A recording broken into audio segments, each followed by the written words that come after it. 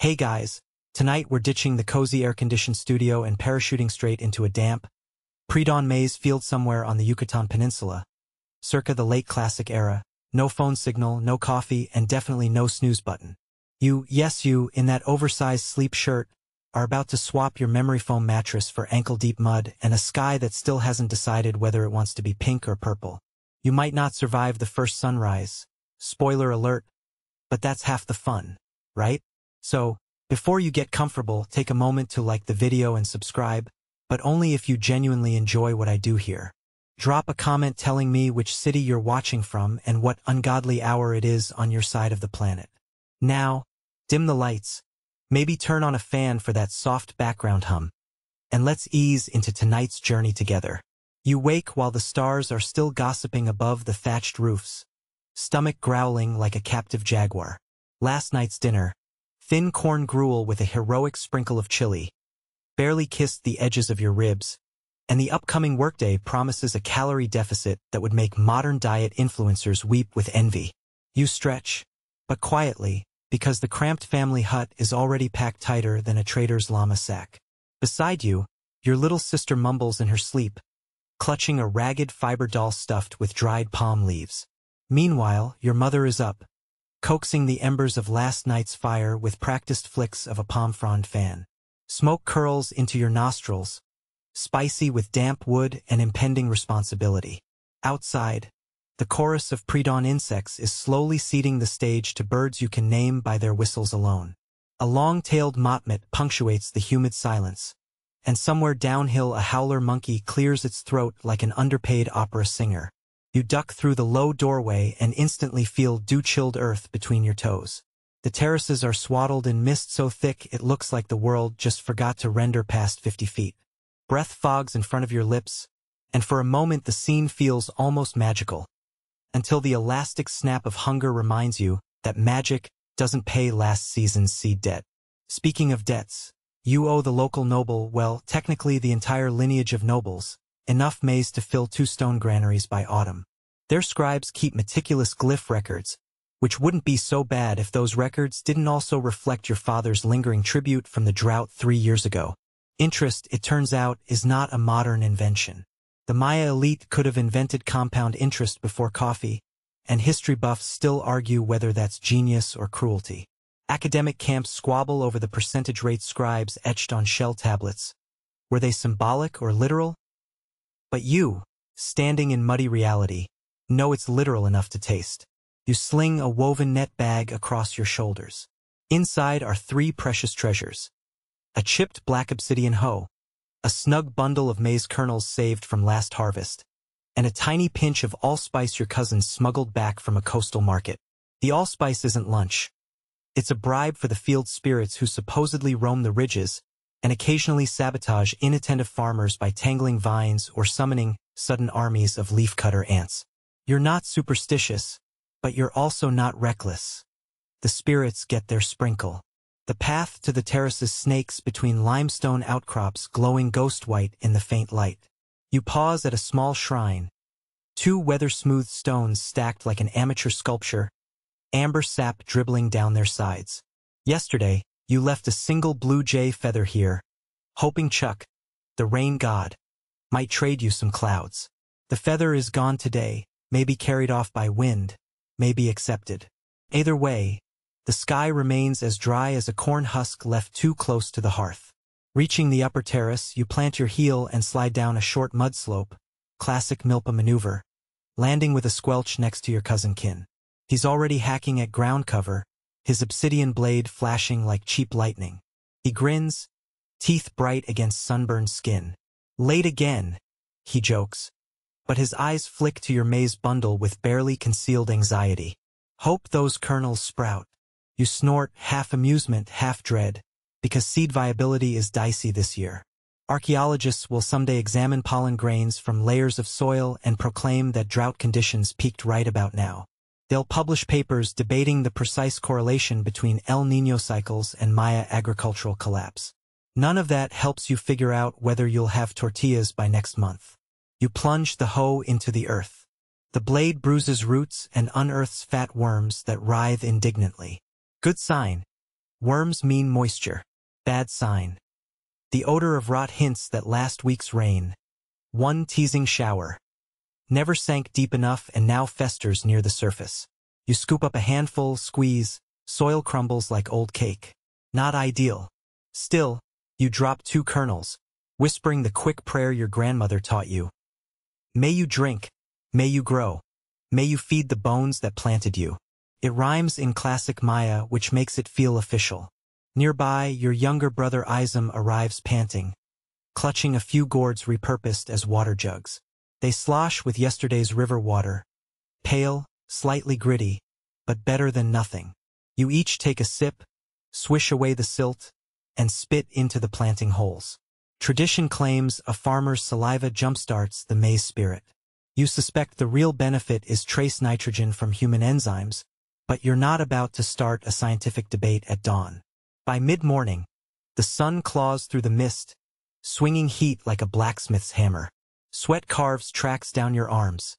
Your hair, tied back with a leather thong, drips continuously. You're on your knees, planting in the Three Sisters spiral, maize first, beans second, squash last. It's sustainable agriculture, yes, the same regenerative practice modern permaculture gurus rave about on social media, except your version lacks steel tools and ergonomic gloves. What you do have is centuries of inherited muscle memory. Twist, drop, pat, shuffle. Twist, drop, pat, shuffle. In the distance, conch shell trumpets blow from the temple precinct, marking the 4th hour. Kin grumbles. They'll sacrifice a turkey today for rain.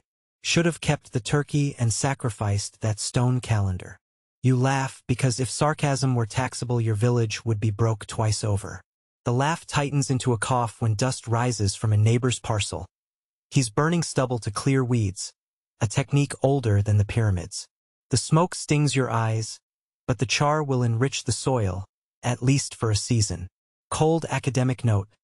Charcoal microfragments in the Yucatan stratigraphy prove slash and burn was widespread, though scholars debate its long-term sustainability. Debate all you like.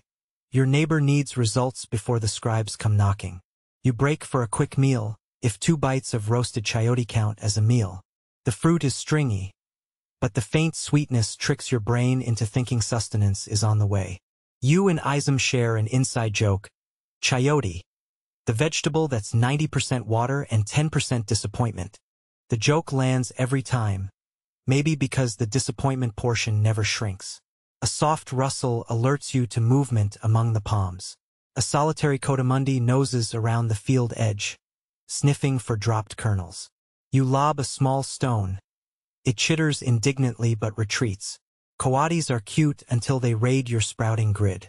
Ancient diets reconstructed from coprolites, fancy word for fossilized poop, show they were occasionally on the menu during lean years, but today you can't spare the energy to trap one. Besides, their meat tastes like pine needles dipped in rubber sap. Yes, you have obscure culinary intel. By afternoon, your back feels as though someone replaced your spine with a barbed rope.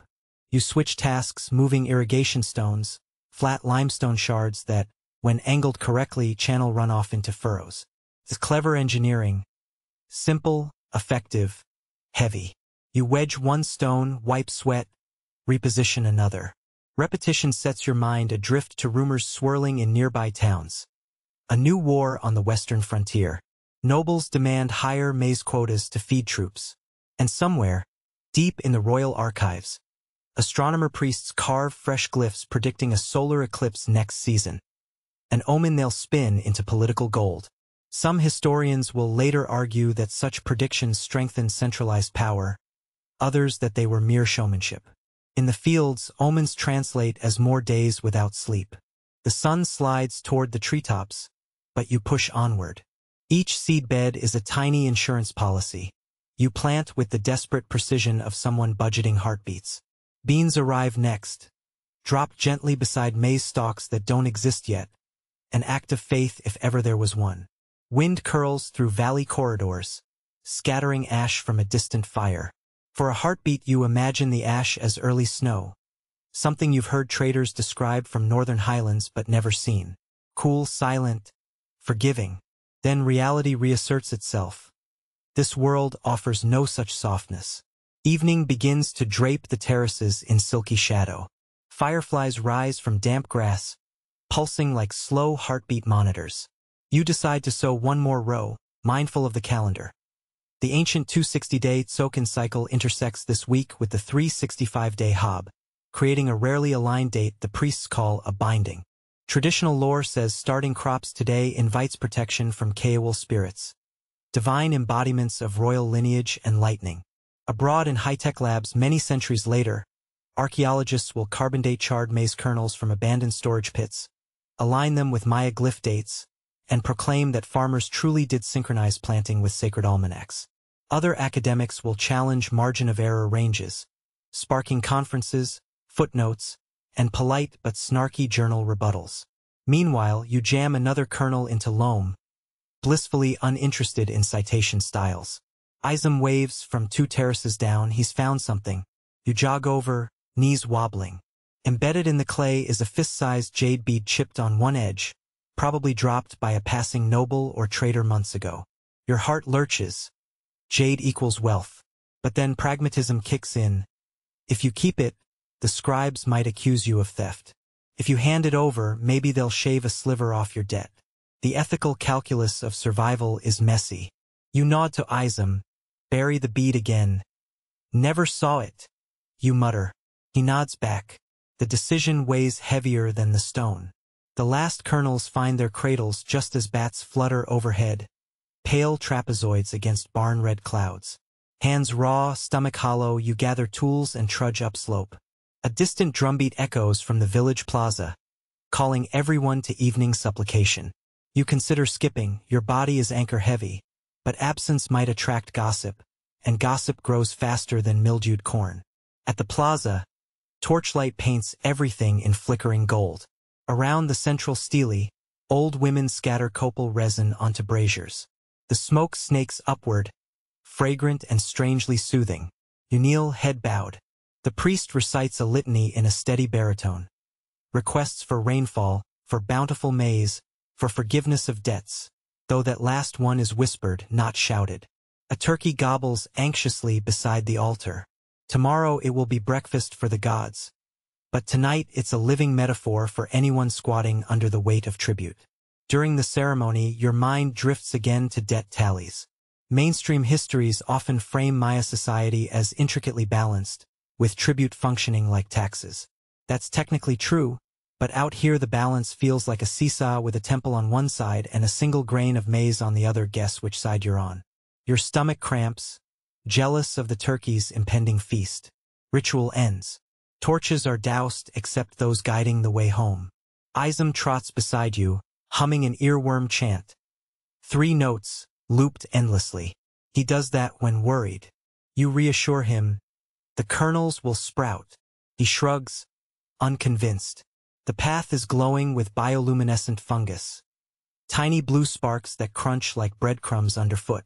Obscure fact, some modern mycologists believe the Maya called this glow Yaxcayan, or new sun, using it to mark nighttime trails. You just think it's pretty. Back at the hut, Mother ladles out the last of yesterday's bean mash. Portion control is less culinary art than survival tactic. The mash tastes like disappointment and home all at once. Father enters late, shoulders sagging, carrying only an empty pouch. He attempted a salty maize trade with a traveling vendor but returned empty-handed. The vendor demanded twice the usual salt price, claiming pirates hijacked coastal routes. Whether pirates exist or are convenient scapegoats, you can't tell. Pirates make a good story, so do droughts and portents. In the flicker of the fire, Father looks older than grandfathers in elite murals, though he barely passed 40 rainy seasons. You chew slowly, making each grain's earthy flavor stretch across time like soft rubber. Outside, a breeze ruffles thatch. Ash motes waltz in the updraft. You hear faint laughter from the neighbor's hut. Maybe they still have honey cakes. Envy pricks, then passes. Suffering shared feels lighter, or so elders insist. You lie on a reed mat, arms tucked behind your head. The smoke hole above frames a brilliant star cluster, the Pleiades. You count them 1, 2, 3, 6. You've always seen 6, though some claim 7 are visible. Astronomers centuries hence will write about optical limit variances. Oral lore here says if you spot a seventh star, rain will come within 3 sunsets. You strain your eyes but see only 6. Mother banked the hearth. Its glow pulses like a giant sleepy firefly. Family breathing settles into overlapping rhythms. Your own breath slows, heavy from exhaustion yet restless with tomorrow's worries. The bitterness of hunger morphs into a dull ache. You silently recite that maize planting prayer again. Twice, just in case repetition impresses the gods or at least calms your mind. Somewhere in the distance, a jaguar growls deep, rolling thunder across jungle canyons. Everyone freezes for a heartbeat, respectful silence, and then life resumes. Predators remind you the world's hierarchy is more complex than nobles and laborers. Teeth and claws trump tribute ledgers. You adjust your reed mat closer to the wall, not sure why that thin wattle offers comfort. Dreams sneak up in fragmented reels. Jade beads turning into fat maize cobs. Priests stretching shadows into ladders. Raindrops the size of obsidian blades. Even asleep, your body memorizes tomorrow's tasks. Twist, drop, pat, shuffle. Twist, drop, pat, shuffle. It's a lullaby only farmers know, and you hum it unconsciously, lips barely moving. Morning will bring new sweat, new debts, perhaps a hint of cloud cover if the turkey's sacrifice impresses Chuck. For now, your eyelids drift closed, and the last conscious thought lingers on the taste of real tortillas. Soft, warm, buttery even without butter. Will you savor them again? That answer hangs somewhere between the 6th and rumored 7th star. For tonight, you pretend the 7th flickers just beyond your vision, a promise resting on the edge of sleep. You surface from uneasy dreams to a morning that feels suspiciously like yesterday but less forgiving. Dawn light schemes across the reed mats and stops short of the hearth, as though even the sun doubts this day's prospects. Your jaw is stiff from clenching through hunger pangs, and your first conscious sensation is dryness. Tongue glued to the roof of your mouth, lips tight as cured leather. Somewhere outside, a rooster half-heartedly crows, then seems to regret the energy expenditure. You sit up and listen. No raindrop patter on thatch, only the papery rustle of parched palm fronds rubbing in the breeze. The sky beyond the doorway gleams a washed-out ivory, promising heat rather than moisture. You sigh, swallow nothing, and roll to your feet with the grace of an unoiled pulley. Mother is already kneeling by the cold hearth, her fingers coaxing embers into the faintest glow with dried maize husks. Her face is expressionless, a mask perfected over seasons of unmet expectations. She shakes out the last crumbs of charcoal, then pauses, brow furrowing at the near-empty basket. Charcoal supplies once padded out from plentiful forest debris. Now, even dead wood seems to vanish overnight, scavenged by neighbors every bit as desperate. You crouch beside her and blow gently.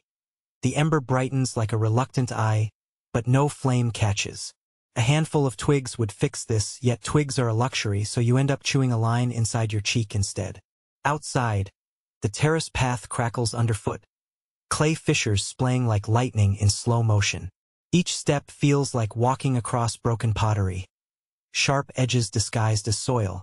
When you reach the upper rim, you notice beads of last night's dew have evaporated almost immediately, leaving leaves matte and brittle. The bean vines look like marionette strings cut mid-performance, dangling limp from maize stalks barely knee-high. You kneel and prod the earth. Dust rises, whisper light. Somewhere deep, seeds you planted only yesterday clutch the idea of germination, but the odds are not trending in their favor. A conch shell trumpet booms from the plaza, its note wobbling in the hot air. Today is the grand plea, a community-wide supplication to Chuck, the sky's water-wielding heavyweight. You wipe your hands on your tunic, streaks of dust remain, refusing to let go. Then hurry downhill, kicking loose pebbles that bound into cracks like birds into cages. You pass Izam helping father lash empty gourds onto a travois, a ceremonial load, more symbolic than practical, because no water remains to carry. The irony does not go unnoticed. You trade tight smiles, brittle as sun-bleached bone. Approaching the plaza, you are greeted by an orchestra of need. Kneeling devotees fan out from the pyramid's base like ragged feathers, each clutching some offering. Copal resin, stale tortillas, a single cacao bean polished to a dull shine. Scholars centuries later will glean from murals that cacao sometimes replaced currency during drought. But murals omit how the bean's rich scent taunts empty stomachs. Near the ball court wall, you spot kin draping a length of colorful cotton around a small stone idol. The cloth's dye has faded to pastel sorrow. Rumor says his mother traded nearly a week's meals for the pigment. A mainstream fact slides through your mind. Maya dyes derived from indigo and cochineal were trading gold in every sense but color. The thought does nothing to cool the piazza's simmering urgency. Priestess Akal emerges atop the pyramid's mid-tier platform. Her headdress a spray of quetzal feathers so brilliant they seem to steal what little color the sky still holds.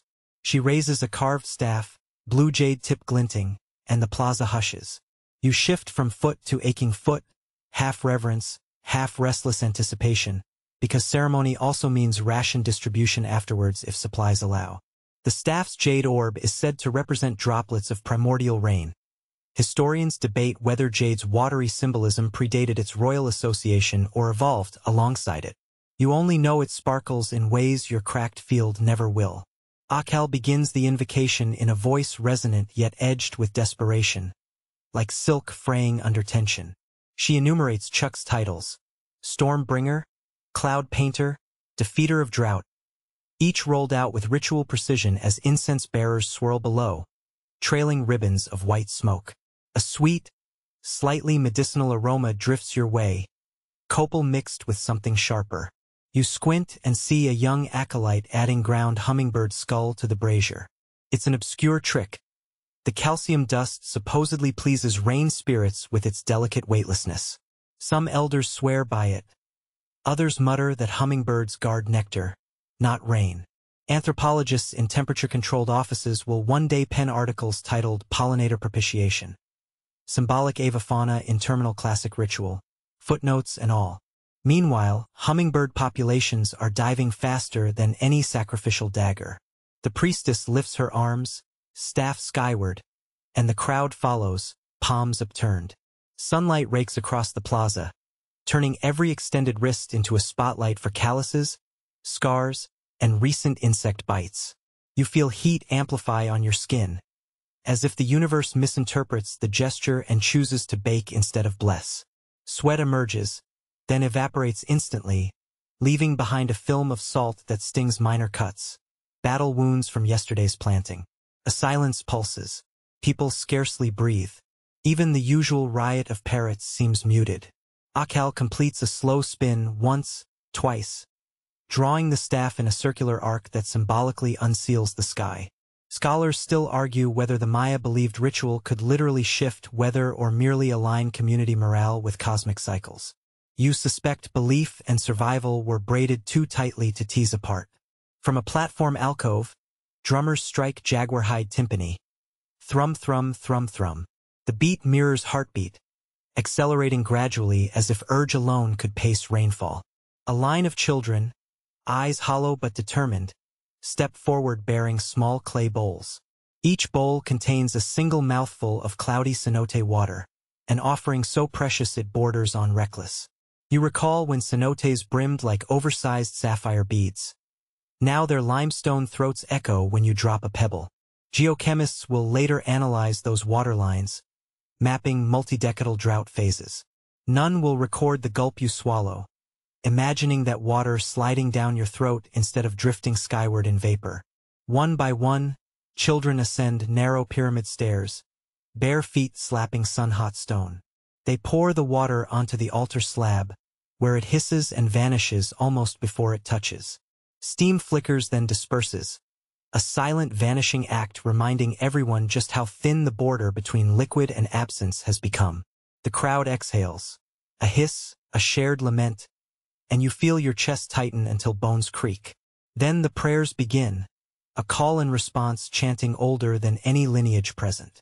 You join the recitation, voice cracking on unfamiliar dryness. Mid-phrase, kin catches your eye and rolls his shoulders in a comedic shrug, as if to say, Worth a shot.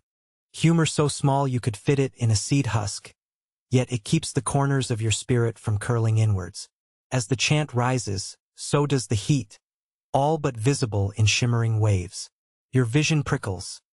Distant shapes wobble like wax figures on a stove. Akel lifts a gourd rattle painted with lightning glyphs, shakes it thrice, and for an instant you think you hear thunder. No, only drum echoes ricocheting among temple walls. The sky remains a vast, pitiless ceramic bowl. After what feels like hours yet clocks in at perhaps 30 minutes, the priestess lowers her arms. The chant falters, dissolving into uneasy shuffling. No shadow of cloud crosses the sun.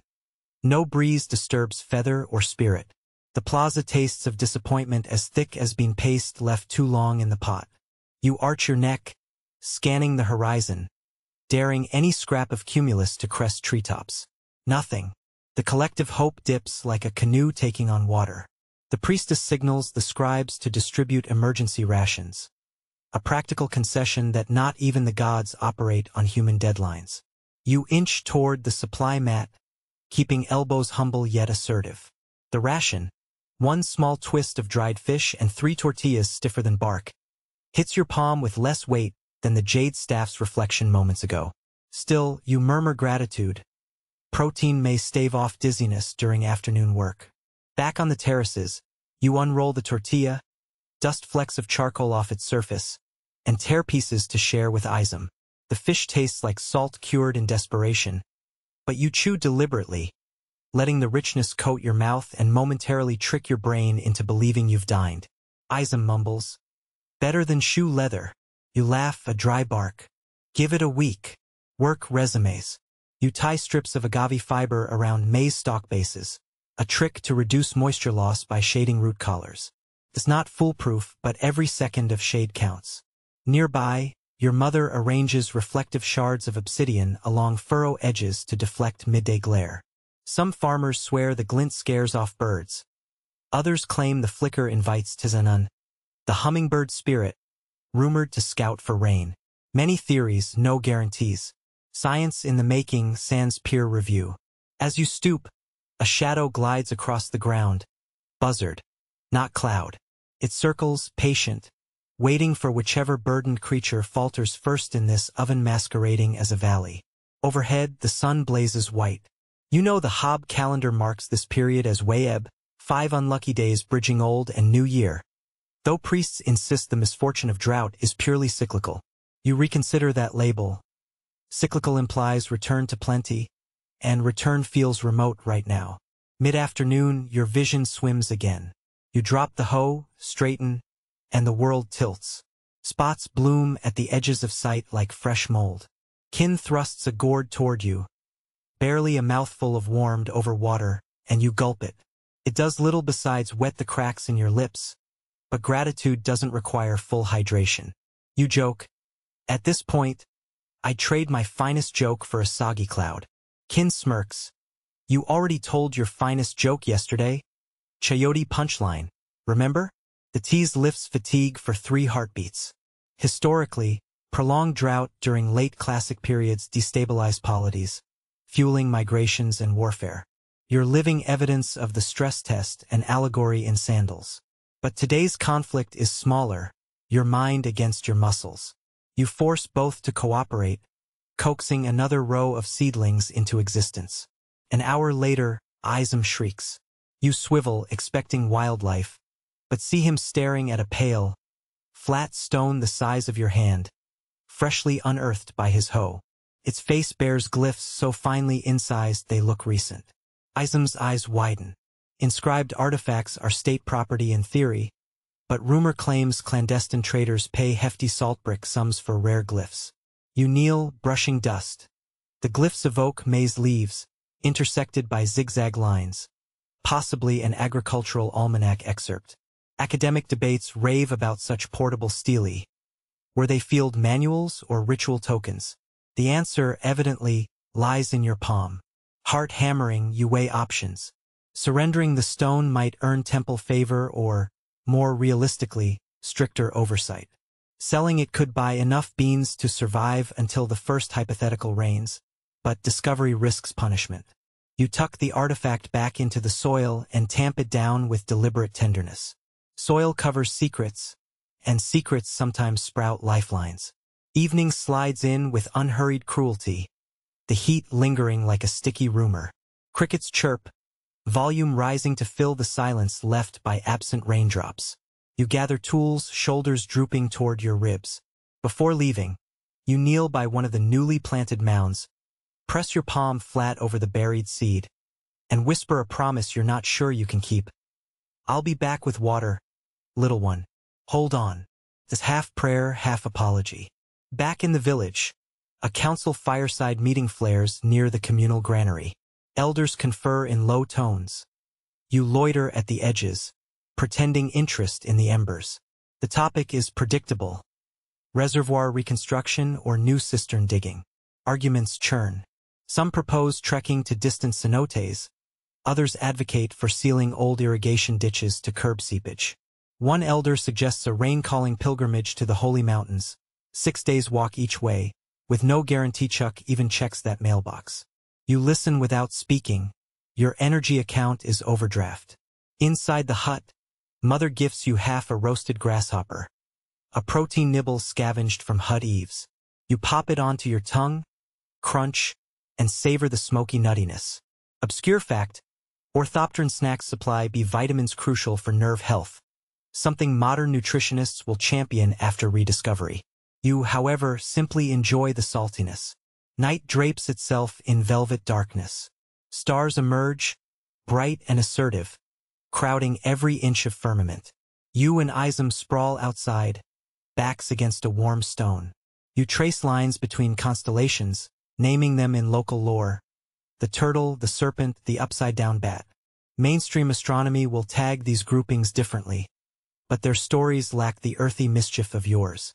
Isam asks which star is Chuck's eye. You pick the brightest near the zenith, spinning a yarn about it watering fields with silver tears. He laughs, calls you dramatic, then admits he wants to believe. Faith and fiction overlap like two halves of the same cracked pot, leaking, yet still capable of holding fleeting hope. A cool draft drifts downslope, smelling faintly of distant cenote algae. You inhale greedily, as if the scent alone might hydrate you. Tonight's quiet is almost oppressive. Jungle insects hush earlier than usual, perhaps conserving moisture themselves. You imagine moisture as a mischievous creature pacing just beyond perception, teasing with traces but refusing to commit. Isam eventually nods off, head bumping your shoulder. You ease him onto a mat and stand, stretching until vertebrae pop. Overhead, a meteor scratches the sky, 1 second of brilliance. You make the quick wish your grandmother taught. Not for riches or power, simply water enough. Simplicity is the most extravagant luxury. Inside, family settles. Mother hums an old lullaby. Lyrics compare maize tassels to sunlit rivers. But her voice trembles on certain notes, as though each syllable struggles through a parched throat. You roll onto your mat, ears attuned to every ambient hint. Rustling grass, distant frog croak, or heaven forbid, the first patter of rain. Nothing. Yet you dream of it. Cool sheets of sound drumming across leaves, an orchestra returning from intermission. In reverie, you walk the terraces, and each seed hole is a mouth catching raindrops. Laughing. A sudden clap jolts you awake. Not thunder, father dropping a calabash bowl. He curses softly, then apologizes, noticing your startled face. You settle again, heart rate slowing. Sleep inchworms back, slower now, but you beckon it with the promise that tomorrow might surprise everyone. Statistically, even drought records show sporadic showers. Statistically, a single healthy rainfall can nudge seedlings toward survival. Statistics, of course, don't guarantee where or when. Scholars crunching dendrochronology data centuries from now will speak of precipitation anomalies, but never feel the way hope and despair toggle in a farmer's chest at 3 a.m. As eyelids drop, you whisper to the darkness. Hear us, sky. We gave you our last water today. Now give something back. The night neither confirms nor denies. Stars blink, possibly winking, possibly shivering in upper atmosphere cold. Eventually, you accept their silence as an answer of its own, a cliffhanger written in light. Your breathing slips into slow cadence, and the cracked earth outside cools marginally, waiting with you for a sound that may not arrive. The rooster seems to taunt you this morning, crowing just as the first rim of orange blurs the horizon like a half-shuttered eyelid. Leftover cloud wisps glow briefly, then vanish, as though even vapor is too precious to linger. Your legs ache from yesterday's kneeling, but today promises less bending and more blistering, literal blistering, because clearing a new milpa plot means fire, charcoal, and skin that might as well be parchment. You step outside and flex toes still gritty from dust that seeped through sleep-worn sandals. Each joint complains in tiny pops. Mother hands you a strip of woven agave to wrap around the arch, improvised padding devised by field ingenues who realized centuries ago that footsteps on smoldering ash require a buffer. The matting rubs, but you nod thanks. Father ties a bundle of dried palmetto leaves with coarse vine, thrusting it into your arms. Torch, he says, voice dry as kernel husk. The plan is straightforward. Torch last season's scrub, let the ashes fertilize, and pray the breeze stays docile. On the ridge path, you and 7 neighbors trudge single file, each carrying a makeshift torch and an obsidian-tipped digging stick. The stick's glossy edges catch dawn light, little shards of starfall. Obsidian was once strictly controlled by nobles, but after years of drought the supply chain loosened. Sharpened stones prove easier to hide than tout. You pass a cluster of bromeliads clinging to limestone. Their cup-like leaves hold a thimble of water, not enough to drink but enough to remind you what you're missing. A jade-green dragonfly hovers over the puddle, sampling. You resist the urge to lap it up first. Reaching the designated plot, you pause. Twisted vines and scrub palmetto sprawl across soil cracked like puzzle pieces that refuse to fit. Overwintered brush crouches low, retaining bitter oils that spark easily. Kin squints at the sky, gauging wind. A breeze flows upslope, gentle but steady. You all share a glance. Gentle may suffice as long as it doesn't grow cocky. Wordless coordination follows. Each person dips his palmetto torch into a pottery bowl of pine resin and pig tallow. Yours smokes heavily, stinging nostrils with sharp turpentine notes. A single spark from flint and steel ignites the wad. Flame whooshes, red tongues licking resin that bubbles and spits. You carry that living thread of fire to the brush edge, shove it into a cluster of lignified grass, and step back, towing dirt to mark a boundary line. Flame gutters, hesitates, then finds purpose. It scuttles along leaves, tasting them, then devours, leaping to vines with predatory grace. Heat pushes at your shins. You retreat farther, nostrils inflating with bitter smoke that coats throat in a film thicker than last week's bean mash. Not much can outsmoke palmetto, an obscure but reliable fact. Its resinous fibers were once used by priests to test novices' lung capacity. A cough meant spiritual impurity. Right now, everyone is impurity incarnate. Within minutes, flames knit together into a low roaring sheet. Neighbors wield digging sticks to carve a firebreak, hacking into soil, flinging clods aside. You join them, feet shuffling in broken rhythm. 2 hacks, 1 step, pivot. Each impact reverberates up your spine. The digging stick's wooden shaft already slick with sweat. You adjust grip, ignoring the thin sliver lodged under thumbnail. Ash swirls, gray and weightless.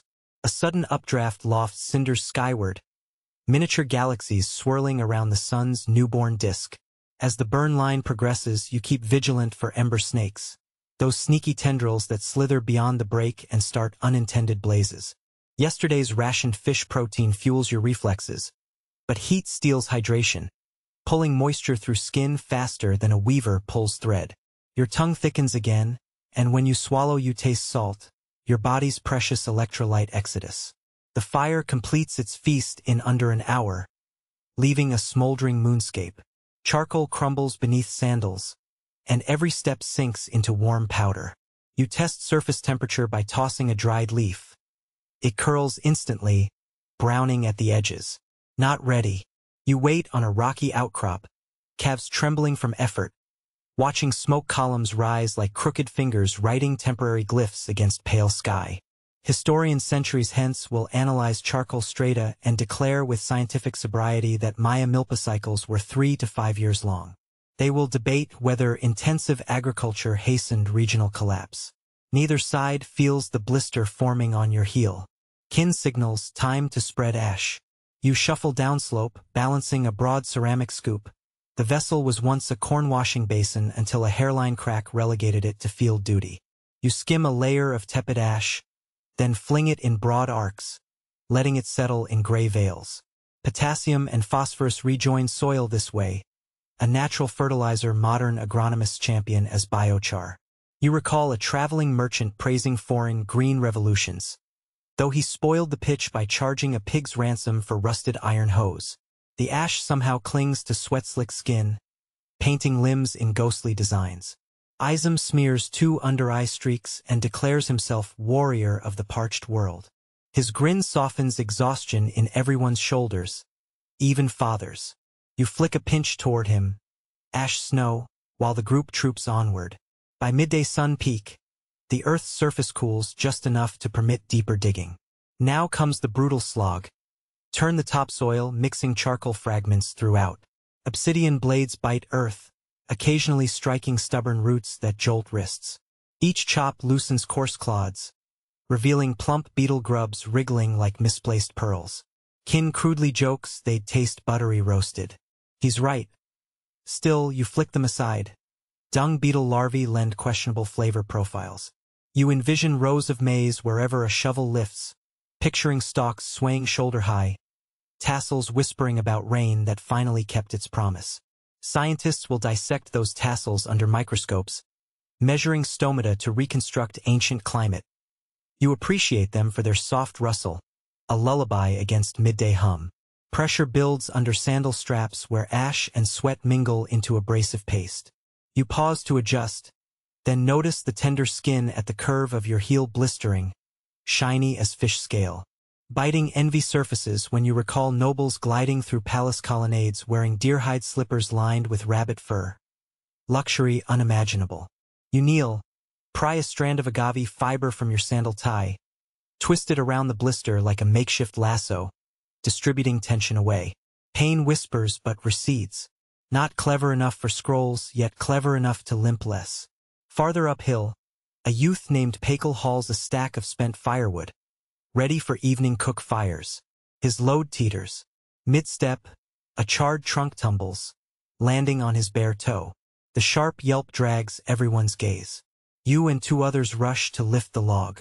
The toe bleeds, a crimson droplet contrasting starkly against gray dust. No gore flows, but enough to worry about infection.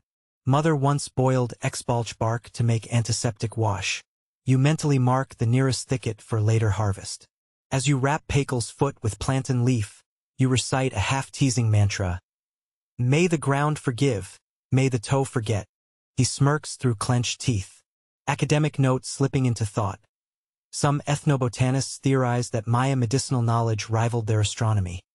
Skeptics argue records are too myth-laden to confirm dosages. You press the leaf tight, thinking dosage is whatever stops pus. Labor drones on. The sun arcs westward, its heat undiminished, burning away the last sweat film and leaving salt crust that sparkles on skin like quartz dust. You start humming under breath. Slow cyclic melody your grandmother called the long ho song. Each phrase timed to match a swing. The others join, voices weaving counter-rhythms. Music transforms exertion into choreography. The field becomes an open-air drum as blades strike earth in syncopated clangs. Mid-swing, you recall a folktale. Maize god once borrowed fire from the lightning serpent to roast his first cob, scorched his feet in the process, and declared farmers must share the pain or risk bland harvests.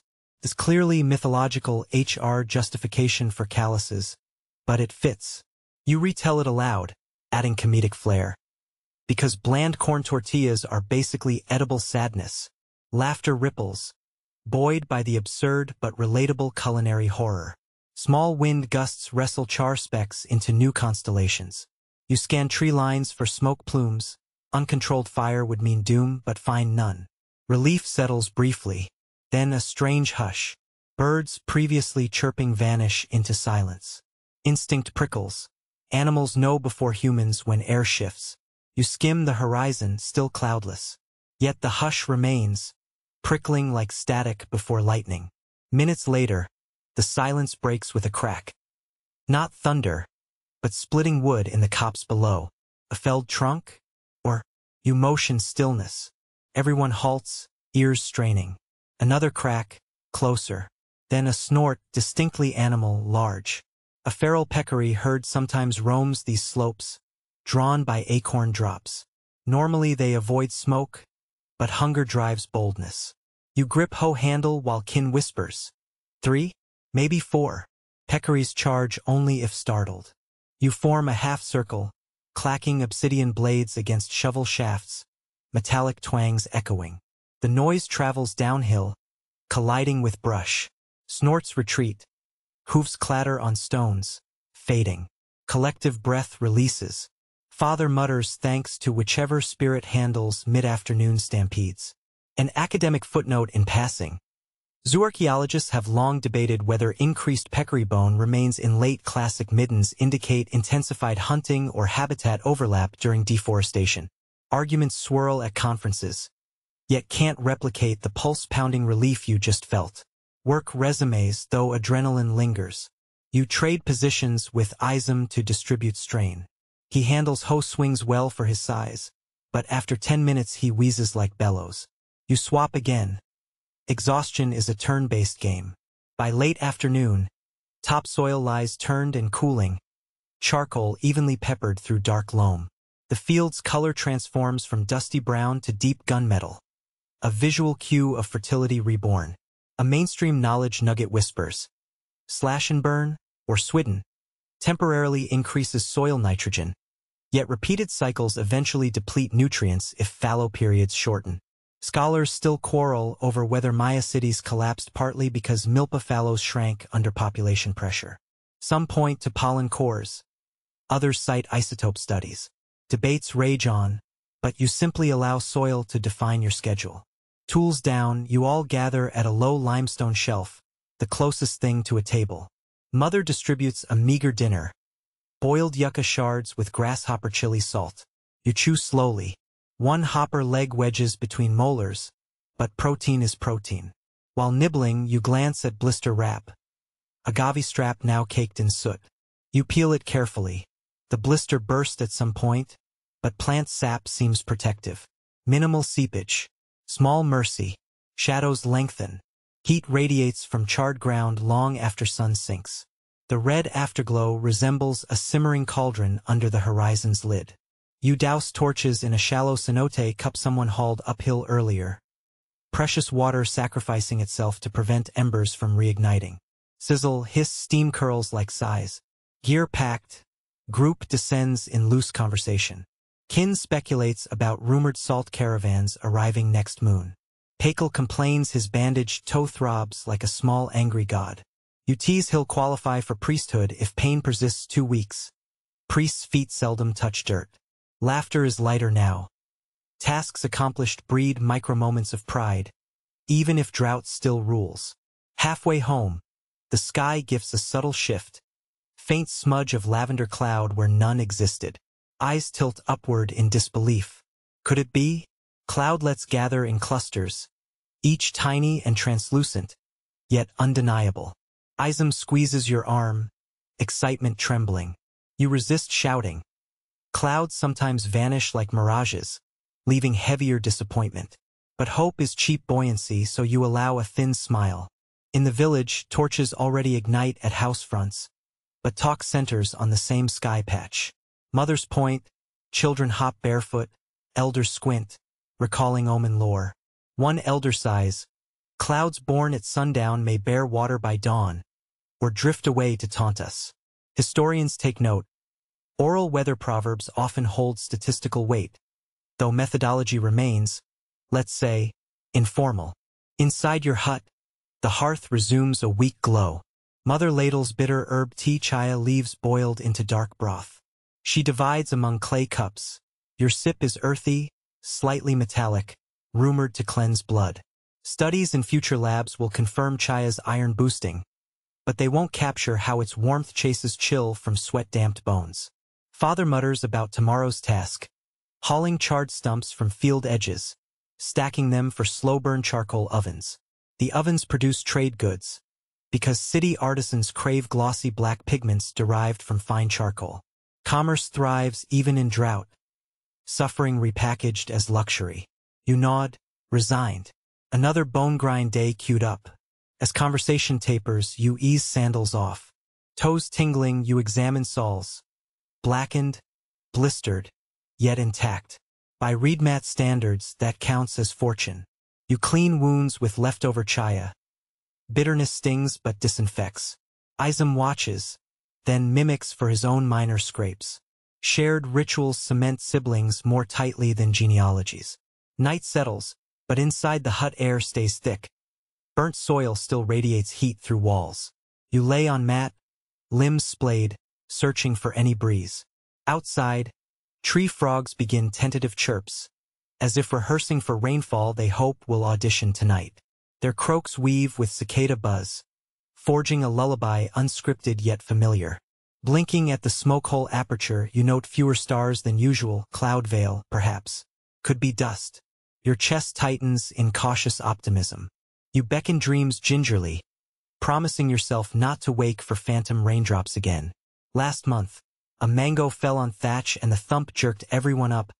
Hearts pounding. Rain dances aborted. Dream's edge encroaches. The maize fields glow neon green, leaves sporting dewdrops like gemstone beads. You trace them, each droplet cool against fingertip. In dream logic, your blister heals instantly. Skin knits under dew. You laugh, and the field laughs back, rustling silver tongues. A sound, soft, irregular, pries you from dream. Is it wind? You remain motionless, ears parsing. Yes, wind, but heavier, textured. Another sound, pat, patter. Something on thatch. Heart accelerates. You hold breath. The sound repeats, grows, organizes into pattern. Rain. Actual rain. Not a cat or falling seed pod. Water drumming gentle yet unmistakable. Everyone stirs. Mother sits upright, eyes wet already. Izam squeaks.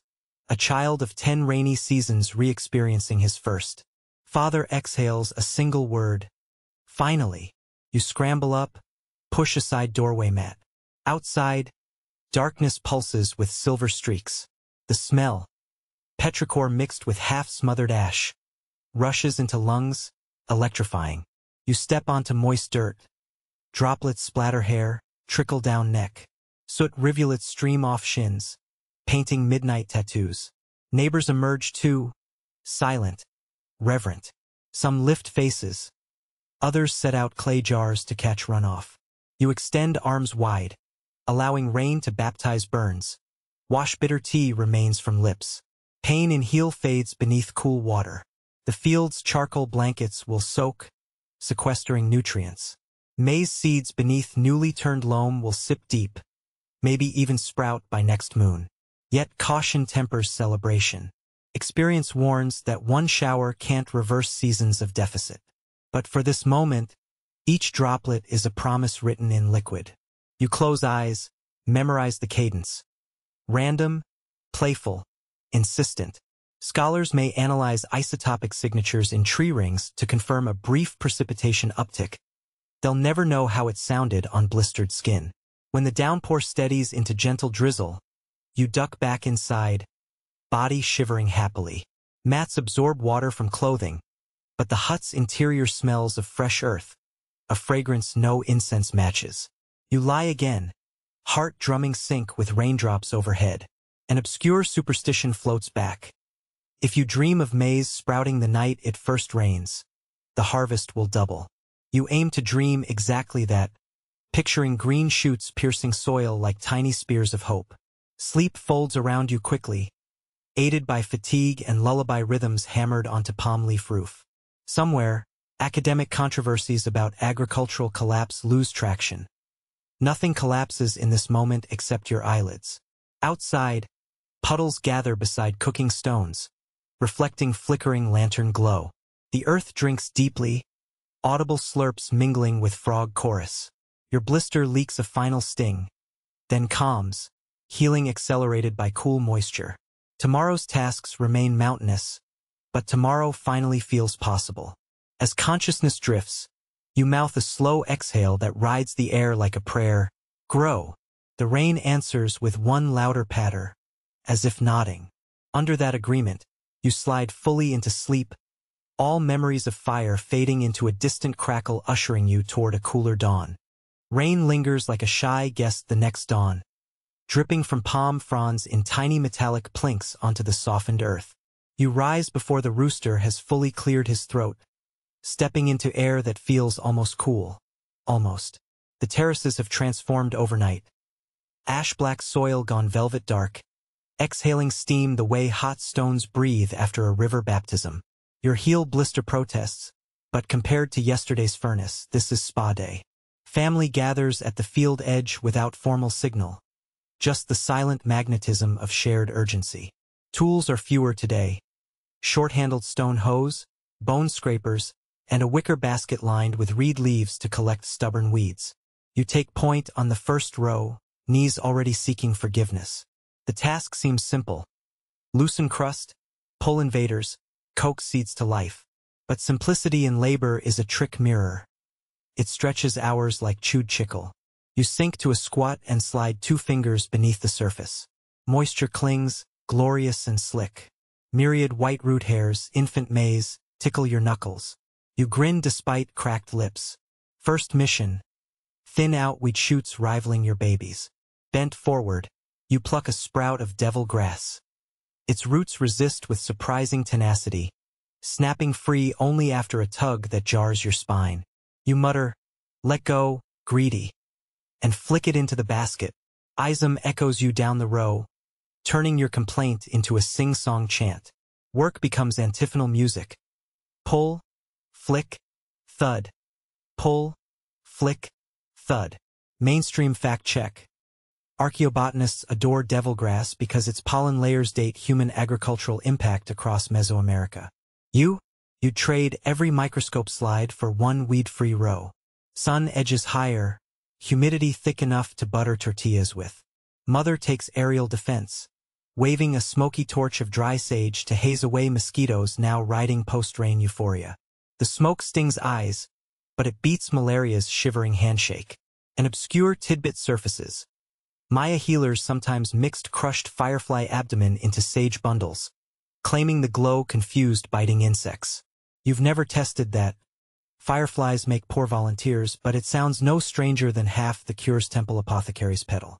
Half row later, your shoulders throb like drumheads. You straighten, arch backward, vertebrae popping like corn kernels on a griddle. Across the terrace, kin and pakel dig miniature trenches. Tiny aqueducts that shunt last night's rain toward seeds on upper banks. Stone blades scrape soil in clean lines. Water trickles obediently, a silver thread sewing life across brown cloth. Scholars still debate whether such microchannel engineering was standardized knowledge or farmer improvisation. From your view, theory takes second place to necessity. Channel or starve. A break, mercifully brief. Mother passes a gourd of diluted honey water. You savor one sip, sugary whisper reviving muscles.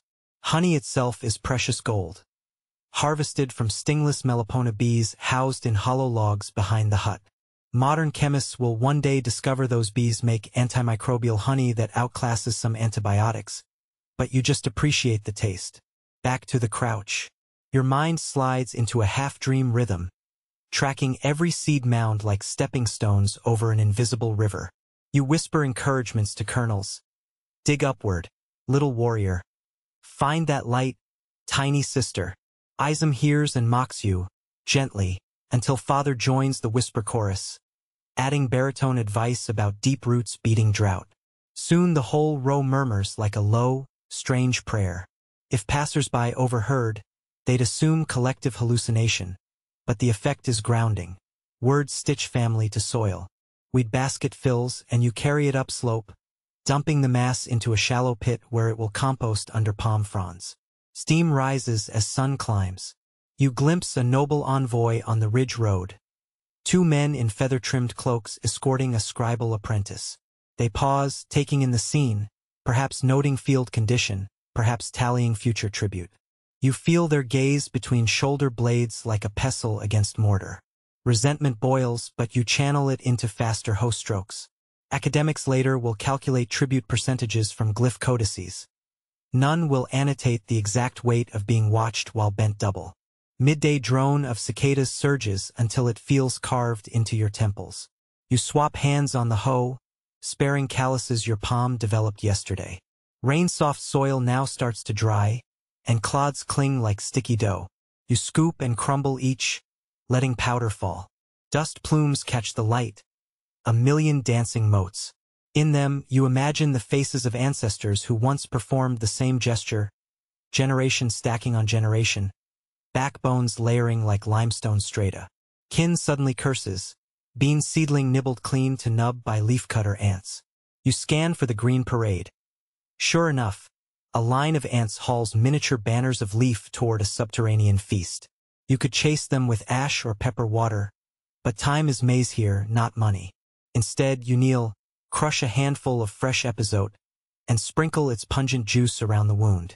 Folk wisdom says ants hate the aroma. Scholar consensus? Mixed. Some experiments validate partial deterrence. Others call it anecdote. You're content with any result that slows mandibles. Afternoon shadows shorten. New tasks. Hilling soil around each maize sprout to guard against wind tilt. You scoop damp earth and mound it snug. It's a tender gesture, like tucking a blanket around a sleeping child. Your knees are two burning coals. Still, you pace yourself row after row.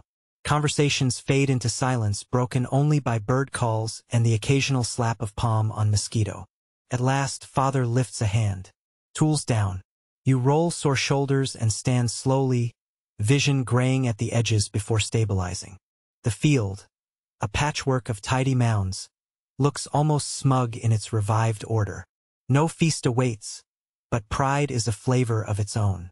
On the trek home, you spot fresh deer tracks near the communal well. A good sign. Animals follow greener paths, and where deer tread, water lingers. You mark the route in memory, for both hunting opportunity and warning that deer can strip tender shoots overnight. Mixed blessing as usual. Evening meal. A thin stew of wild amaranth leaves with a single precious sliver of dried chili. The chili's heat tickles sweat back to your brow and hides the stew's metallic aftertaste. You stretch sore fingers around the clay cup's warmth, letting steam ease cracked knuckles.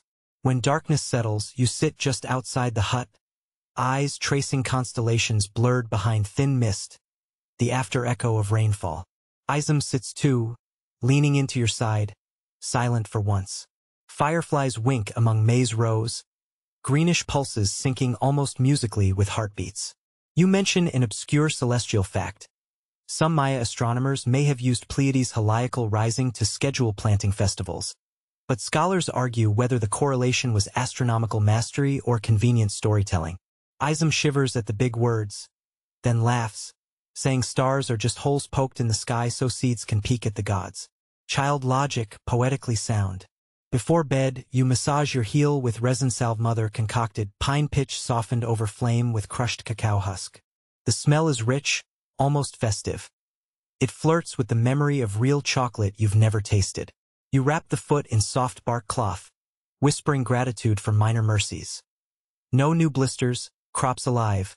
One full gourd of honey water set aside for tomorrow. You wake to the peculiar hush that follows a night of drizzle. A silence so fragile you swear even the cicadas tiptoe. The adobe walls of the hut feel damp to the touch, exuding a coolness that snakes pleasantly up your forearms. Your blistered heel, swaddled in mother's pine cacao salve, throbs in a minor key rather than yesterday's full orchestral agony. A good omen, or at least a negotiable one. First order of business. Collect water before the sun remembers its cruelty. You and Isam shoulder clay jars still beaded with condensation and hurry toward the communal catchment trench dug seasons ago. Overnight, runoff sluice down limestone grooves into the shallow basin, leaving a mosaic of puddles that glitter like scattered shell beads. Each jar dips, gurgles, and drinks.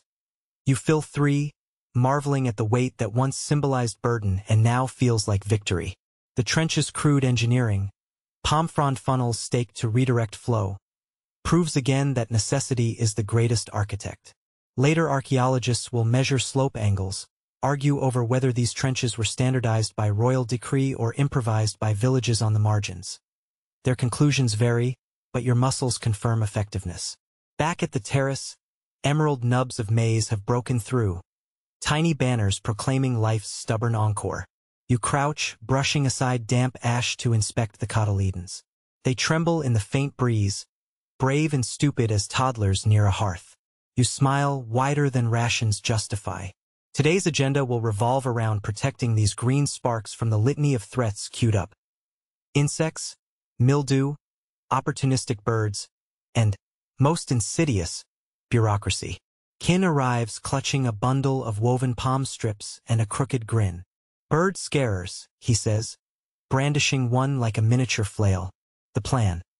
Stake strips along rows so they rustle and flash, deterring quetzal and grackles that fancy tender shoots for breakfast. You work together, driving sticks at angles, the sound a dull thunk softened by damp soil. Every few stakes, you attach a shard of obsidian or broken shell to catch sunlight. Simple scare tactics that glint warnings at avian thieves. Mainstream historians often describe Maya agriculture as technologically basic, overlooking these resourceful micro-innovations that make or break yields. Mid-morning, a new commotion descends the ridge path. The noble envoy you spotted yesterday returns, this time with an entourage twice as grand and an attitude twice as imperial. Feathered capes shimmer, jade ear spools clink. A portable stool carried by attendants creaks under the weight of someone who has certainly never hillied maize. The party halts at field's edge, where mud clings stubbornly to their embroidered sandals.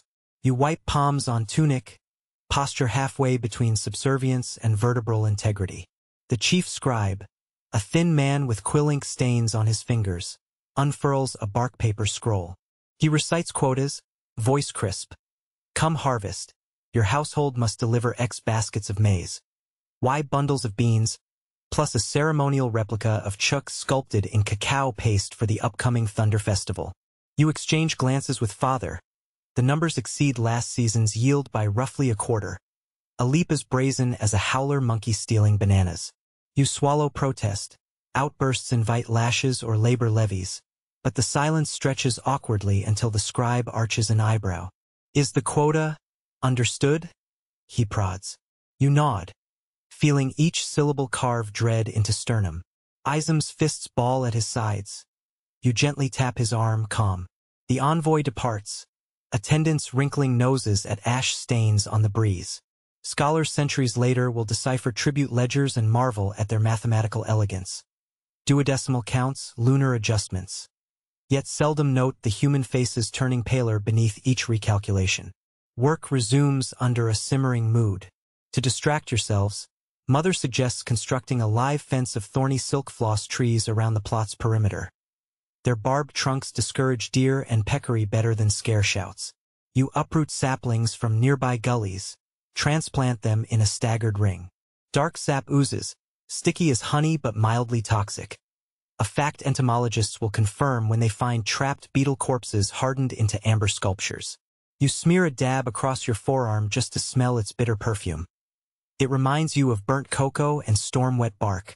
Around noon, clouds fracture and sunlight strafes the terraces, turning raindrop residue into a low-lying mist that clings to ankles. Your blister protests but holds.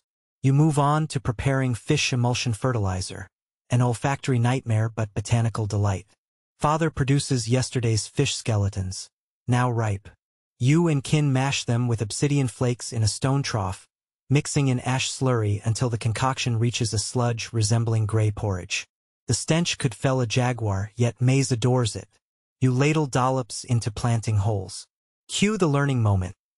Agronomists will one day applaud this organic nitrogen booster, citing stable isotope data proving yield improvements up to 20%. Historian footnote. Scholars still debate whether widespread fish fertilizing was indigenous genius or coastal import. Some murals hint at exchange with Gulf fishers. Others depict purely inland communities practicing it centuries earlier. The journal issues volley back and forth while your nostrils wage chemical warfare. Afternoon ushers humidity levels normally reserved for steam baths. Mosquito clouds rally. You smear more pine pitch on wrists and neck. Isam fans smoke toward you whenever he God's bless remembers. Sweat trickles through layers of ash smear and fish mush, creating an aromatic signature unlikely to appear in luxury fragrance markets. Still, spirits lift when a pair of brilliant blue morpho butterflies flutter through the maze. Iridescent shards of sky come to testify that beauty hasn't abandoned the valley. Late day brings another challenge. The rain coaxed a bloom of fungus on fallen logs near the charcoal pits. You slice samples, ear-shaped, crimson, and hand them to Mother, who recognizes them as oreja de palo, a fungus she'll dry for medicinal tea rumored to soothe coughs. Modern mycologists will later isolate antibacterial compounds from its tissue. You chalk it up to grandma wisdom, probably right. As shadows elongate, you and kin shift to water management, reinforcing last night's trenches with flat stones to avert erosion. Bent over, you embed each rock at a tilt, buttressed by smaller shale pieces like puzzle wedges. The grainy stone scrapes palms raw. You curse but appreciate that limestone is plentiful currency. A mainstream knowledge bite floats by. Maya engineers lined royal causeways with similar dressed stone, a feat overshadowed by pyramid fanfare but arguably more transformative for daily commerce. Twilight dips field in honey gold. You step back, admiring day's progress. Rose fortified, water channels gleaming, silk floss fence bristling. The weight of impossible tribute still anchors the sternum, yet maize sprouts stand taller, as if absorbing your stubborn resolve. You exhale, long and slow, sending the day's anxiety into cooling dusk. Evening meal is humble. Squash blossoms in broth, thickened with amaranth flour. You slurp gratefully, letting floral notes cleanse nasal passages of fish sludge memory. Father informs family of tomorrow's plan. A trip to foothill riverbeds for clay extraction. Cacao god offerings won't sculpt themselves. You volunteer partly for fresh scenery, partly for solitude that walking provides. Later, beneath a sky-streaked fuchsia, you sit on a limestone boulder, sharpening your hoe blade with a pumice stone. Sparks flick, tiny fireflies of steel on stone. Isam plops beside you, feet swinging. He asks, "If we can't meet tribute, will they take the field?" A question heavy enough to bend constellations. You answer carefully, "They can take harvest, but they can't uproot what we've learned." It sounds wiser than you feel. Night deepens. Frogs commence a jubilant chorus, thrilled by lingering puddles. You smell wet earth, smoky sage, distant charcoal kills. Memories of the envoy dim beside hush of insect symphonies. You crawl onto your mat, towing for cool spots. Before sleep claws you under, you picture each maize sprout again, like a string of emerald beads along a necklace you refuse to pawn. Somewhere beyond dream's edge, tribute numbers rearrange into shapes of sly opportunity. Trade fairs, hidden glyphs, maybe even clandestine jade shards you never found. But for now, you surrender to sleep, letting the soft clatter of frogs stitch a lullaby over your doubts. Dawn's palette today is bruised violet, hinting that the sun overslept behind thin gauze clouds. Good news for your impending river trek. You sling an earthen jar over one shoulder, balanced with a coil of hemp rope and a bone spatula for clay scooping.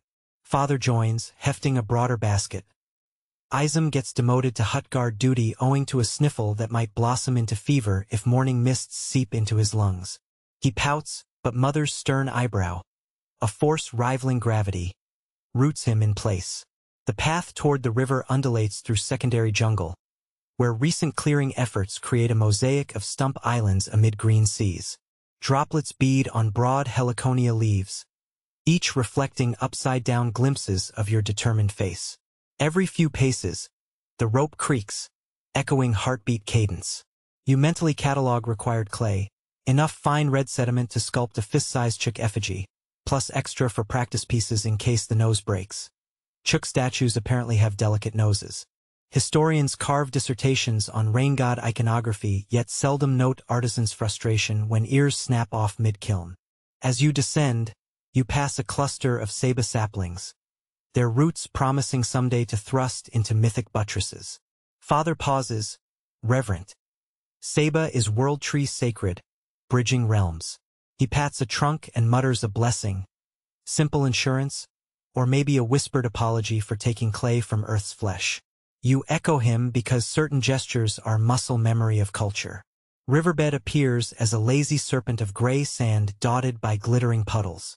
Last night's rain increased trickle volume, raising hope for richer sediment. You kneel at a bend where water braids around a boulder, swirling into a miniature eddy. Here, fine particles settle. You plunge hands through silted chill, scooping soft clay that squishes like overripe plantain. You deposit glob after glob into the jar. Rhythm steady. Scoop, slap, pat flat. The sensation is oddly therapeutic, cool mud soothing blistered fingertips. While working, Father recounts a tale. Long ago, a potter shaped a chook idol so lifelike that the god fell in love with his own miniature and rewarded the village with 30 days of rain. The punchline, potter drowned in the flood, elicits your grimace. We'll aim for a balanced outcome. You joke? Father smirks. By late morning jars brim with scarlet paste. You fasten lids using braided reeds and beeswax to prevent drying. Time to ascend. The extra weight drags shoulders, but breezes through canyon corridors sprinkle cool relief. En route, you forage. Handful of papaya leaves, good dewormer, 2 lilikoi fruits abandoned by toucans, and a bundle of wild cilantro. These finds offset ration stress, though they won't impress tribute accountants. Halfway home you hear footsteps. Rapid, uneven. Then Pakel bursts from foliage, face ashen. Sickness, he pants. Up valley. 3 huts. Breath hitching, he describes swollen glands, high fever, crimson blotches. Symptoms you recognize from last year's riverpox. Causes remain murky. Some claim miasma from stagnant water, others blame coastal traders. Medical scholars in sterile labs will later call it rickettsial-like infection. Ambiguous. Regardless, it kills quick if herbs fail. Father's jaw tenses. We need willow bark, feverfew, and prayers, he mutters. Your clay can wait. Lives cannot. The trio alters course toward afflicted huts. The scene rattles you. 2 children listless on reed mats, cheeks mottled. A grandmother fanning them with palm. Parents frantically boil herb concoctions. You and Father kneel offering help. First triage. Cold compresses using water you collected. Sacred resource repurposed. You chew willow bark, spooning bitter pulp between cracked lips of feverish child. The boy grimaces but swallows. Mother of household thanks you with eyes lined in terror. You instruct them to hang damp cloth over doorway to cool airflow, a folk remedy you recall from wet season fevers. Historians still debate whether Maya understood germ theory analogs or relied solely on spiritual causality. Evidence of herbal protocols suggests hybrid pragmatism. Here, you deploy every fragment of remembered wisdom. Mash papaya leaf for anti-inflammatory juice, rub it along swollen joints. Mix charcoal dust and honey into a poultice for lesions. Charcoal draws heat, honey sterilizes.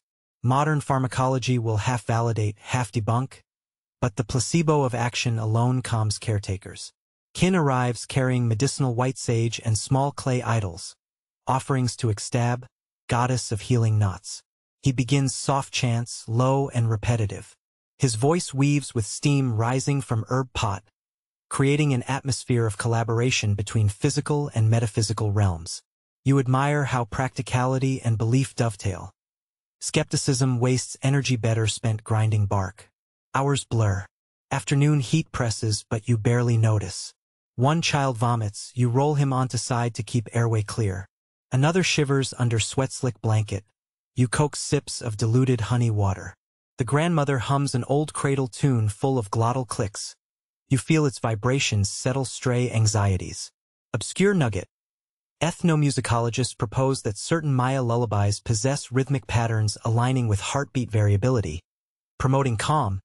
Data yet contested, but your nerves appreciate it. By late day, fevers plateau, not broken, but not climbing. A fragile plateau is still a victory. You finally ease outside, muscles quivering from squats and adrenaline. The sun sits low, painting valley gold. Father pours a thimble of cacao beverage, thin, gritty, unsweetened, into a gourd and hands it to you. The flavor is earthy, almost medicinal, caffeine kick reviving dulled senses. A breeze rustles leaves above and you spot spider monkeys swinging with unusual haste. Animals fleeing sickness zone? Or just chasing fruit? Scholars observing animal vectors centuries later might argue primates anticipated pathogen risk. Skeptics would call coincidence. You remember last year's observation. Vultures hovering over pox villages before first fatalities. Data point or superstition, your gut registers patterns long before peer review. Evening sees you home, clay jars miraculously intact. Mother rushes to hear updates. Relief flickers when you report stabilized fevers. She sets water to boil for bone broth, fortifying tomorrow's aid. Night falls heavier than usual, thick with uneasy silence. Any cough outside the hut spikes adrenaline. You toss on mat, mind replaying raw wounds, children's glassy eyes.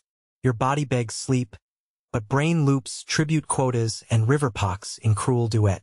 You roll, stare through smoke hole. Orion's belt pierces haze. You recall an academic snippet. Some researchers propose that sapodilla latex chewed by Maya contained compounds antiviral against pox analogs, but others dispute sampling methods. You vow to harvest sapodilla tomorrow if illness spreads. Debates aside. Eventually, exhaustion trumps dread. You wake in a hush so complete you can hear the steam of your own breath curling into the dawn chill, fizzing against the half-dried pine pitch mortar that seals the hut's smoke hole. A wisp of incense-tinged air drifts past your cheek. Mother must already be nudging the hearth back to life. Yet outside, the fog sprawls thick as unfinished soup, swallowing every outline beyond arm's reach. Perfect kiln weather, you decide. Cool air means slower, steadier firing, fewer clay corpses. You roll rolls of stiffness from your shoulders and slide your heel, the one that blistered, burst, and got baptized by rain, into its newly padded sandal. It no longer screams, only grumbles, which is an upgrade in the same sense that famine is an upgrade from starvation. When you duck through the doorway, the fog kisses your eyelashes with tiny beads that refract whatever glow filters through clouded sky. Somewhere a motmot coughs out its two-note call, but sound is muffled, like it forgot the lyrics halfway through. Today's headline reads, "You, dear adventurer, must transform mud into a god before bureaucracy catches up." So you dig both hands into the cool red river clay patted down inside 2 jars hauled yesterday. The sensation triggers memories of childhood wallowing. Clay smeared on elbows for imaginary jaguar stripes. Clay balls lobbed at siblings with questionable comedic effect. Only now your fingers search for pebbles the way a scribe searches for grammatical errors. One slip could doom the whole text. Pebbles pop out, clink on a stone slab, and you mutter threats that would make a peccary blush. Isam materializes with a wooden pestle nearly his height. He's finally shaken that sniffle, but still tries to milk sympathy by dramatically wiping non-existent drips onto his sleeve. You toss him a knot of cool clay, challenging him to find the sneakiest stone inclusions. He accepts with theatrical sighs, pounding away in syncopated rhythms. Tap whack splat, turning work into half drumline, half therapy. Bit by bit, an amorphous lump concedes shape. First a stout cylinder for the torso, then a bulbous head with more personality than the stone faces carved on palace steps. You pinch out a lightning bolt grin, sharpen thunder god fangs, and sink thumb tips to form eye sockets so cavernous you half expect bats to rent them. According to mainstream iconography, Chuck's schnoz should curve like a half-peeled banana, symbolizing rainfall arcs. You exaggerate it slightly because subtlety rarely secures miracles. Kin ambles over carrying a handful of limestone chips buffed to a dull polish against his sash. Eyes, he declares, plunking them into the sockets so they glint like storm flashes trapped in marble. Scholars centuries later will puzzle over why rural idols sometimes used low-status limestone instead of elite shell or jade. Theories will joust between resource scarcity, ritual humility, and craftsman improvisation. None will guess the real reason. Shell merchants skipped this valley 2 seasons ago, and you refuse to wait on their scenic route. Mother arrives with a bowl of slip enhanced with ground mica gleaned from river sand. She tilts it, revealing shimmering specks swirling like galaxies in reddish broth. Academic side note: geologists will one day debate whether mica flakes traveled here via ancient trade or glacial runoff. You chalk it up to the river's secret hobby of jewelry smuggling. You paint the slip over Chuck's cheekbones and brow ridges. Under dawn's feeble light, he acquires dewy magnificence. Think influencer highlighter but cosmically sanctioned. When the statue stands knee-high beside your foot, you step back, wiping smears across your tunic like avant-garde war paint. Isam whistles, equal parts impressed and mischievous, daring fate to critique the nose. You tap it once for good luck. It wiggles but stays. Excellent. Kiln prep begins. The pit, a waist-deep dome of baked mud bricks, yawns open with ash breath lingering from yesterday's charcoal run. You and Father line the base with limestone shards set on edge to elevate the idol so heat circulates evenly. Every shard's placement matters. Too skewed and hot spots bloom, cracking gods in half. You feed a skeleton of pine twigs, then lay thicker agave cores like slow-burn ribs. A layer of charcoal crowns the structure. Flame's first lick is shy, then hungry. Orange tongues crawl upward, casting jittery shadows across mica-sheen cheeks. You cannot simply slam the clay in, it must pre-bake at lip stage. So you rotate the idol around the pit's rim, letting warmth coax moisture outward without blistering the skin. It's a ritualistic waltz of fire and patience, half metallurgy, half lullaby. Axe-floating archaeologists will find iron-rich hematite discolorations on such idols and write treatises about red heat symbolism. Unaware you're mostly avoiding spontaneous combustion. While waiting, you patch leaking rain gutters on the hut's eaves. Pine pitch liquefies over a flickering shard of kiln fire. Its resinous fumes clear stuffed sinuses you didn't know you had. You drizzle it into every seam, chasing it with palm frond splints laced tight as lacings on a sandal. A mainstream oversight, treatises on Maya hydrology focus on monumental aqueducts but skimp on the domestic brilliance of leaf-lined gutters capturing rooftop runoff. Your small fix might buy an extra jar of drinking water next storm, which is the difference between hydration and headache. Mid-morning, the kiln's dome glows amber. Father nods. Time for the main event. You hold breath as he lowers Chuck into the belly using a double-tined fork carved from sapodilla wood. The statue disappears behind a curtain of heat shimmer, settling onto its limestone throne with a low clunk. Bricks slide into place, sealing the arch. You smear wet clay over seams, locking heat in. Now the vigil begins. 2 hours of feeding fire thin sticks at precise intervals. Too much fuel invites overfiring, too little starves the god half-baked. You kneel, listening to the kiln hiss, occasionally pressing ear to brick to catch faint pops, water pockets rupturing inside clay.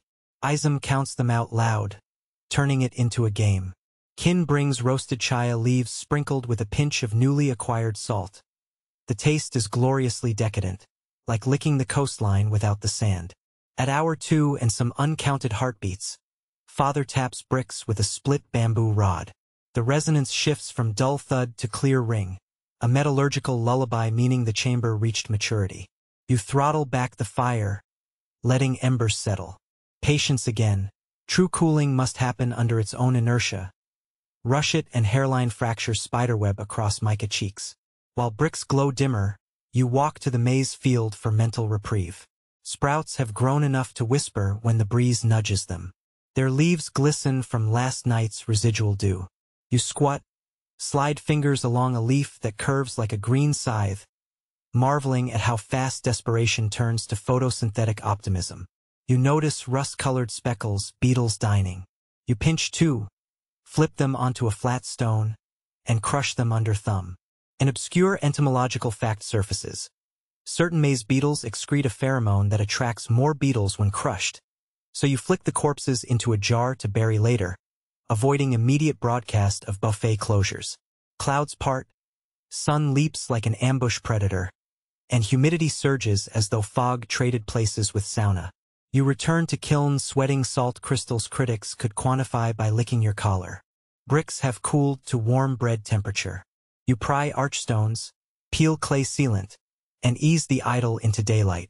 No cracks, no sags. Just a gemstone grin and cheeks shimmering wetly even though bone dry. Victory tastes sharper than the salt still tingling on your tongue. You set the statue on a reed mat and waft copal smoke around it thrice clockwise, murmuring the invocation grandmother taught.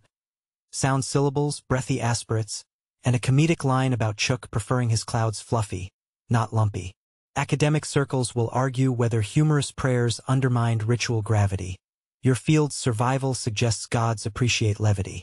The idol's eyes catch sunlight, flaring briefly, and you swear for a split-second rain's petrichor drifts through air. Could be imagination, but you trust gut over peer review. Before dusk, nobles' envoys arrive earlier than scheduled. Sandals pristine, faces set to mildly impressed.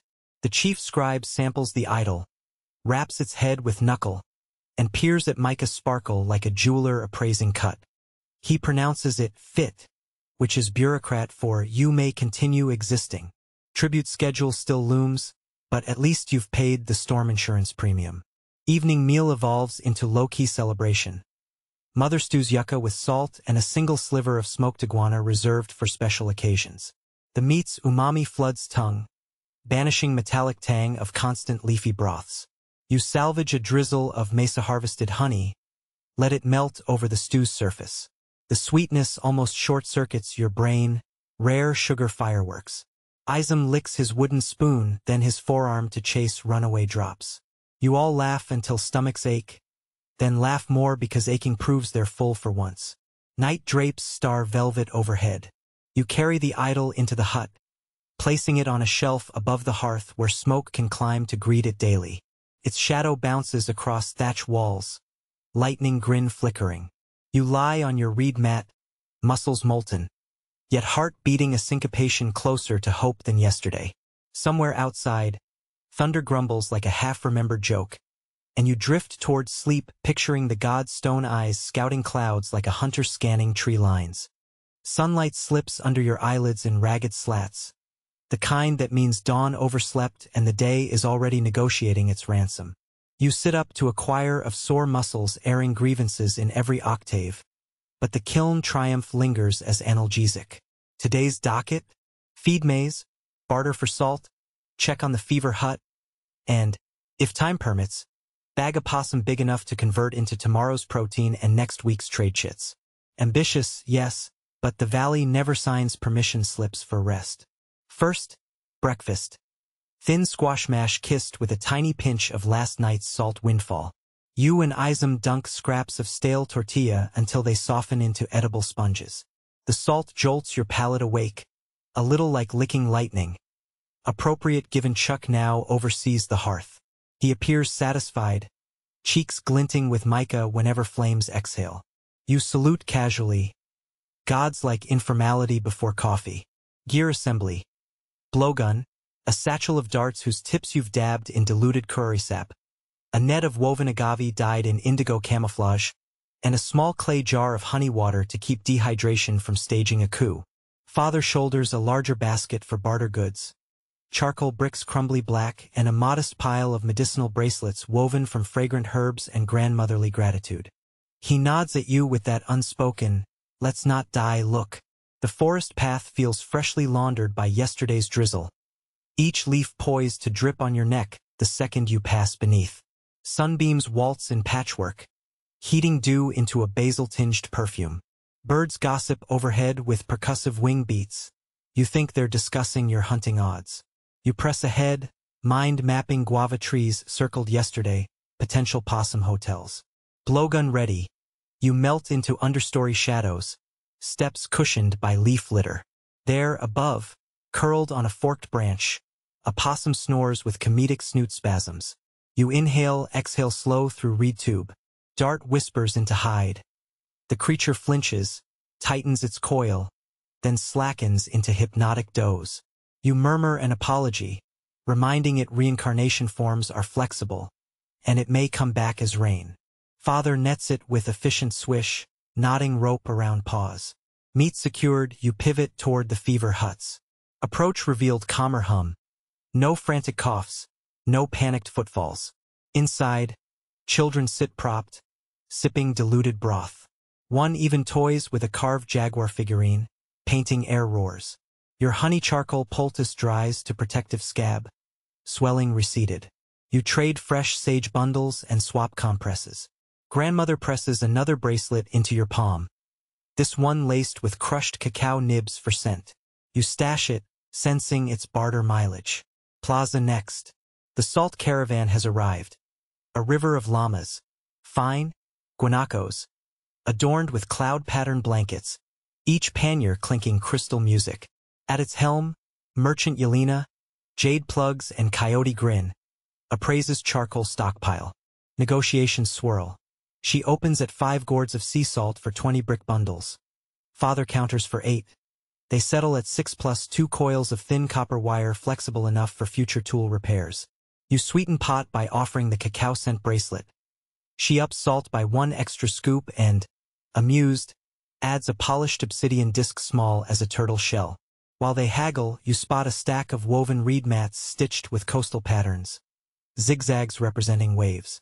You trade 3 charcoal bricks for a mat, envisioning it as sunshade over maize seedlings vulnerable to midday scorch.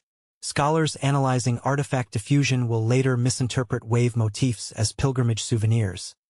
Reality, you just like the fabric. Deal concluded, you shoulder salt gourds, heavier than the guilt of eating last of stored beans. Muscles protest but submit. The promise of seasoned dinners hushes complaints. Speaking of dinner, the possum carcass rides inside father's basket cooled by damp leaves. Meat plus salt equals barter candy. Returning home, you detour to Maize Rose. Leaves now chest-high sway in afternoon breeze, performing a whisper symphony that sets scalp tingling. You squat, examine cobs forming like shy thumbs beneath husk sheaths. A mainstream agronomic truth. Maize silks mark pollination readiness. Your silks still newborn pale, but moisture from recent rains accelerates timeline. You inspect under leaves and discover early cluster of aphids milking sap. Quick fix. A squirt of diluted honey water laced with chili ash sprayed through hollow reed works as repellent. Academic debate persists on whether Maya farmers mass-cultivated chili for pesticide use or just culinary fire. Your field improvisation votes for both. Sudden rustle signals visitors. You straighten to find noble envoy number 2, different outfit, same entitlement, surveying your field as though measuring curtain fabric. He remarks that tribute quotas stand, but Queen's birthday feast may require additional chocolate pods. Cacao scarcity is trending. You keep face polite as Potter's glaze while he rhapsodizes about palace dessert courses. Then he slaps a small clay seal onto your palm. A token proving you delivered a voluntary offering of Chuk idol. Useful for maybe waiving minor levies. Worthless if scribes invent new ones. You bow out before sarcasm escapes. Mid-afternoon heat cooks valley into sauna. You and Father haul salt, copper, reed mat, and possum through dust ribbons curling from path. At hut, Mother's face lights up at salt gourds. She taps crystals into mortar like they're opals. Izam spins copper wire around his wrist pretending to be serpent god. Accidentally snaps a piece into copper confetti. You salvage fragments for fishhook craft. Multifunctionality is the only luxury subscription you can afford. But celebrations pause when distant drumbeats reach ears. Temple summons. Priestess Akal is calling quarter-cycle right. Attendance strongly recommended. Non-attendance is tax equivalent of punching yourself. You gulp water, dust off sweat, coax family toward plaza. The day isn't done with you. At pyramid base, incense plumes twist skyward in lazy ribbons. Dancers clad in feather skirts mimic lightning, stamping stone with ritual clacks. Then the spotlight finds, oh blushing gods, your statue. The priests placed it on a dais, mica cheeks catching sun, nose shimmering like wet obsidian. Akal praises its humble artistry, claiming evidence of Valley's faith. You flush, half pride, half terror of being singled out. Noble eyes flick to you. You pretend fascination with your sandals. Izam nudges your ribs, whispers you're famous. The way only siblings weaponize affection. Ritual climaxes with trumpet blasts. Then a bureaucratic twist. Volunteers must ascend Sacred Mountain tomorrow to petition sky beings. Names read. Yours and Kines among them. Surprise rating 0. Muscle memory already imagining slope angles. You accept token lightning glyph chalked on forehead by acolyte, a mix of hematite, chilly dust, and hope. Scholars will one day analyze residue under microscopes, linking chilly alkaloids to improved circulation at altitude. You suspect it mainly makes eyeballs sting. Evening prep resembles packing for a camping trip curated by neurotic scribes. You inventory: smoked possum strips, honey wafers, copper wire, good trade or snare material, obsidian disc for cloud divination, spare sandals, cicada shell amulets, placebo or placebo plus, and a palm leaf hat wide enough to cast shade on both eyes and existential dread. Mother weaves a strand of her hair into your wristband, old protection charm. She warns, mountains store secrets louder than valleys echo. Speak only truth. Good advice, though you wonder if it applies to white lies about liking noble poetry. Dinner is salted maize porridge with wild cilantro and an absurdly decadent sprinkle of crushed cacao nibs the merchant gifted as sample. The bitterness plays tug-of-war with salt, creating a flavor so complex scholars might call it protomole if they discovered it in residue. You savor each spoonful like reading an entire myth in tiny sips. Night is restless. Images of steep switchbacks, swirling clouds, and thunder that sounds suspiciously like a noble demanding dessert. You drift then jolt awake several cycles, each time tracing Chuck's statued grin across hearth's glow. The idol seems almost paternal now, as though winking to remind you he'll keep an eye on Maize while you flirt with altitude. At pre-dawn gray, the plaza buzzes with volunteer nervousness. Packs secured, you line up for chalk glyphs freshly ground. Chilly dust enters nostrils like hot gossip. 9 others join. Farmers, 1 fisher, 2 herbalists, and a spare-looking stone mason. Priestess's aide recites protective mantras, anoints each forehead with droplet of ritual water allegedly pulled from cenote, deep enough to sip star reflections. Historians will debate whether star water had measurably different mineral content. You just appreciate coldness.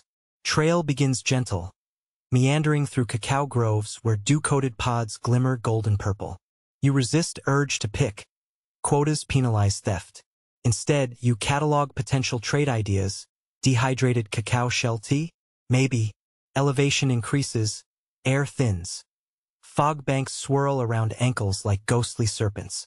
Birds shift from rainbow parrots to charcoal jays as habitat transitions to cooler pine. Resin scent fills lungs, sharper than village air. Conversation drifts between tips for blister prevention and debates about whether thunderstorms like jokes. You contribute your best pun. Why did the maize invite the bean to dinner? Because it needed a nitrogen fix. Groans echo but tension loosens. Kin counters with story of a farmer so lazy, he tried to bribe rain by watering clouds with tears. A parable on intention. Academic dispute. Some epigraphers argue such parables were didactic tools. Others tag them as campfire filler. On the trail, didactic equals distraction from calf burn. Midpoint rest at Vista Rock. Valley sprawls below like a green mosaic quilt stitched by anxious parents. You spot your field, 2 fingers wide from here, its maize glinting under midday sun. Pulse quickens with protective pride. You silently instruct those leaves to keep drinking sky. Altitude climbs steeper. Trail narrows, lined with sun-bleached bones of fallen pines. Bark long gone. A volunteer slips, ankle twist. Textbook example of osteological case studies later found in pilgrim cemeteries. You splint with reed mat strips and copper wire, which proves unexpectedly efficient. Innovation sometimes arrives disguised as jewelry scrap. Clouds swallow summit plateau, surrounding you in wind that howls like a conch shell choir. Stone altar emerges, edges gnawed by centuries of lightning strikes. Glassified patches prove hits. You place obsidian disc on center, facing upward to snare cloud reflections. Priestess aide recites thunderous litany. You sprinkle salt, copper dust, and crushed cicada shells. Altitude guardians. Raindrops tap disc surface 1, 2, then dozens. Sky answers before chant ends. Volunteers gasp. Lift faces as drizzle thickens into curtain. Descent becomes mud ballet. Sliding, pivoting, occasionally sitting down abruptly. Despite bruised hips, spirits soar. Valley below glows with silver streaks of fresh rain. Streams you hopped earlier now gurgle happily. You wade ankle-deep, thankful for cool numbness. Entering plaza at dusk, you're greeted by villagers brandishing torchlight and songs that skip between gratitude and gossip. Priestess declares success. Scribes record rainfall as ritually obtained. One skeptical scholar in some future ivory tower will attribute it to orographic lift and coincidental humidity surge. Your aching calves disagree politely. Mother wraps arms around you like a quilt of living warmth. She checks wrists, ankles, polishes mud smears from your cheeks despite your protest. Isam waves new weaving. He spent day refining Maize God comic strips on bark paper. You are protagonist with giant nose. You laugh so hard you cough up trail dust. Dinner tastes equal parts victory and exhaustion. Possum stew now perfectly salted simmers alongside maize, cilantro, and a dash of chili. You gulp spoonfuls until belly protests, then top it with sip of honey water greedily. Sleep arrives with zero resistance. On mat, muscles whimper but melt under memory of rain-cooled wind. Through smoke hole you spy clouds still loitering, like party guests reluctant to leave. Before eyelids seal, you imagine Chook idle flexing his newly fired jaw, blowing residual storm gusts across the valley. You smile, content to let him handle the night shift. The freshly blessed rain doesn't come alone.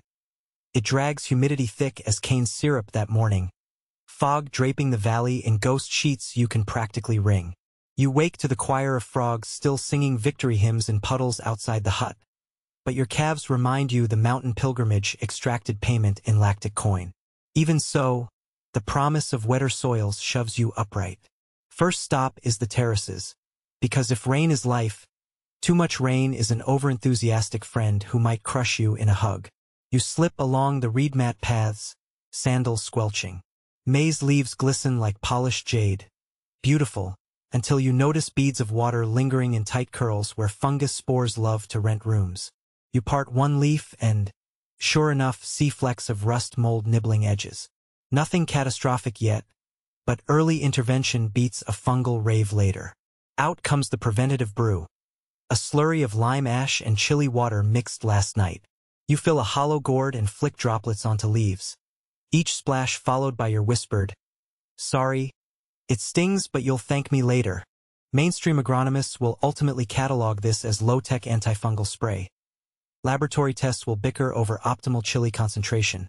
One camp praising capsaicin, another insisting lime pH does the heavy lifting. You figure both sides can be right as long as the leaves stop spotting. Kin joins, lugging a reed basket of dried marigold petals and instructs you to scatter them in furrows. Supposedly their aroma insults the nose of root-gnawing grubs. Obscure fact: archaeobotanists have unearthed marigold pollen in elite tombs and debate whether it was ritual or agricultural. You're using it as cheap pesticide and potpourri all at once. By mid-morning the clouds pull back like a shy curtain, letting the sun glare hard enough to steam yesterday's mud into sauna vapors. You pause to stretch your lower back, still bruised from sliding down mountain scree, and spy a trio of teenagers painting glyphs on a nearby limestone stela. Their apprentices practicing public notices under a scribe's stern. Morning announces itself with déjà vu drama. Thunder rumbling?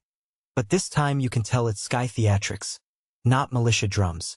You shuffle outside into air so heavy it could be kneaded into tortillas. The patched idol holds court beneath a hastily built thatch awning. Rain insurance against another nose mishap.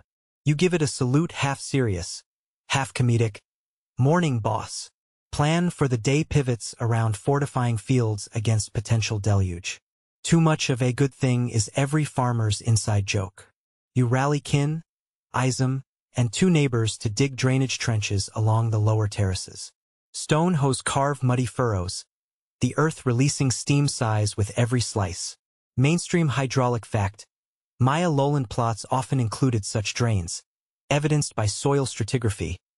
Archaeologists debate whether they were centralized projects or family improvisations. Your aching shoulders vote for grassroots initiative. Halfway through Trench 2, Isam yelps. He's uncovered a glossy green jade bead, probably jarred loose by the last storm. Value registers instantly. Jade equals currency times prestige. Everyone circles like moths to ember. Memories flood of the earlier idol theft. Greed creates avalanches. You decide on a swift plan. Present the bead to priestess as offering for continued rain moderation. That skews toward self-protection, yes, but also curbs speculation that you're hoarding wealth. Academic minds will one day categorize such gestures under ritual redistribution to maintain social cohesion. You just call it sleeping easier insurance.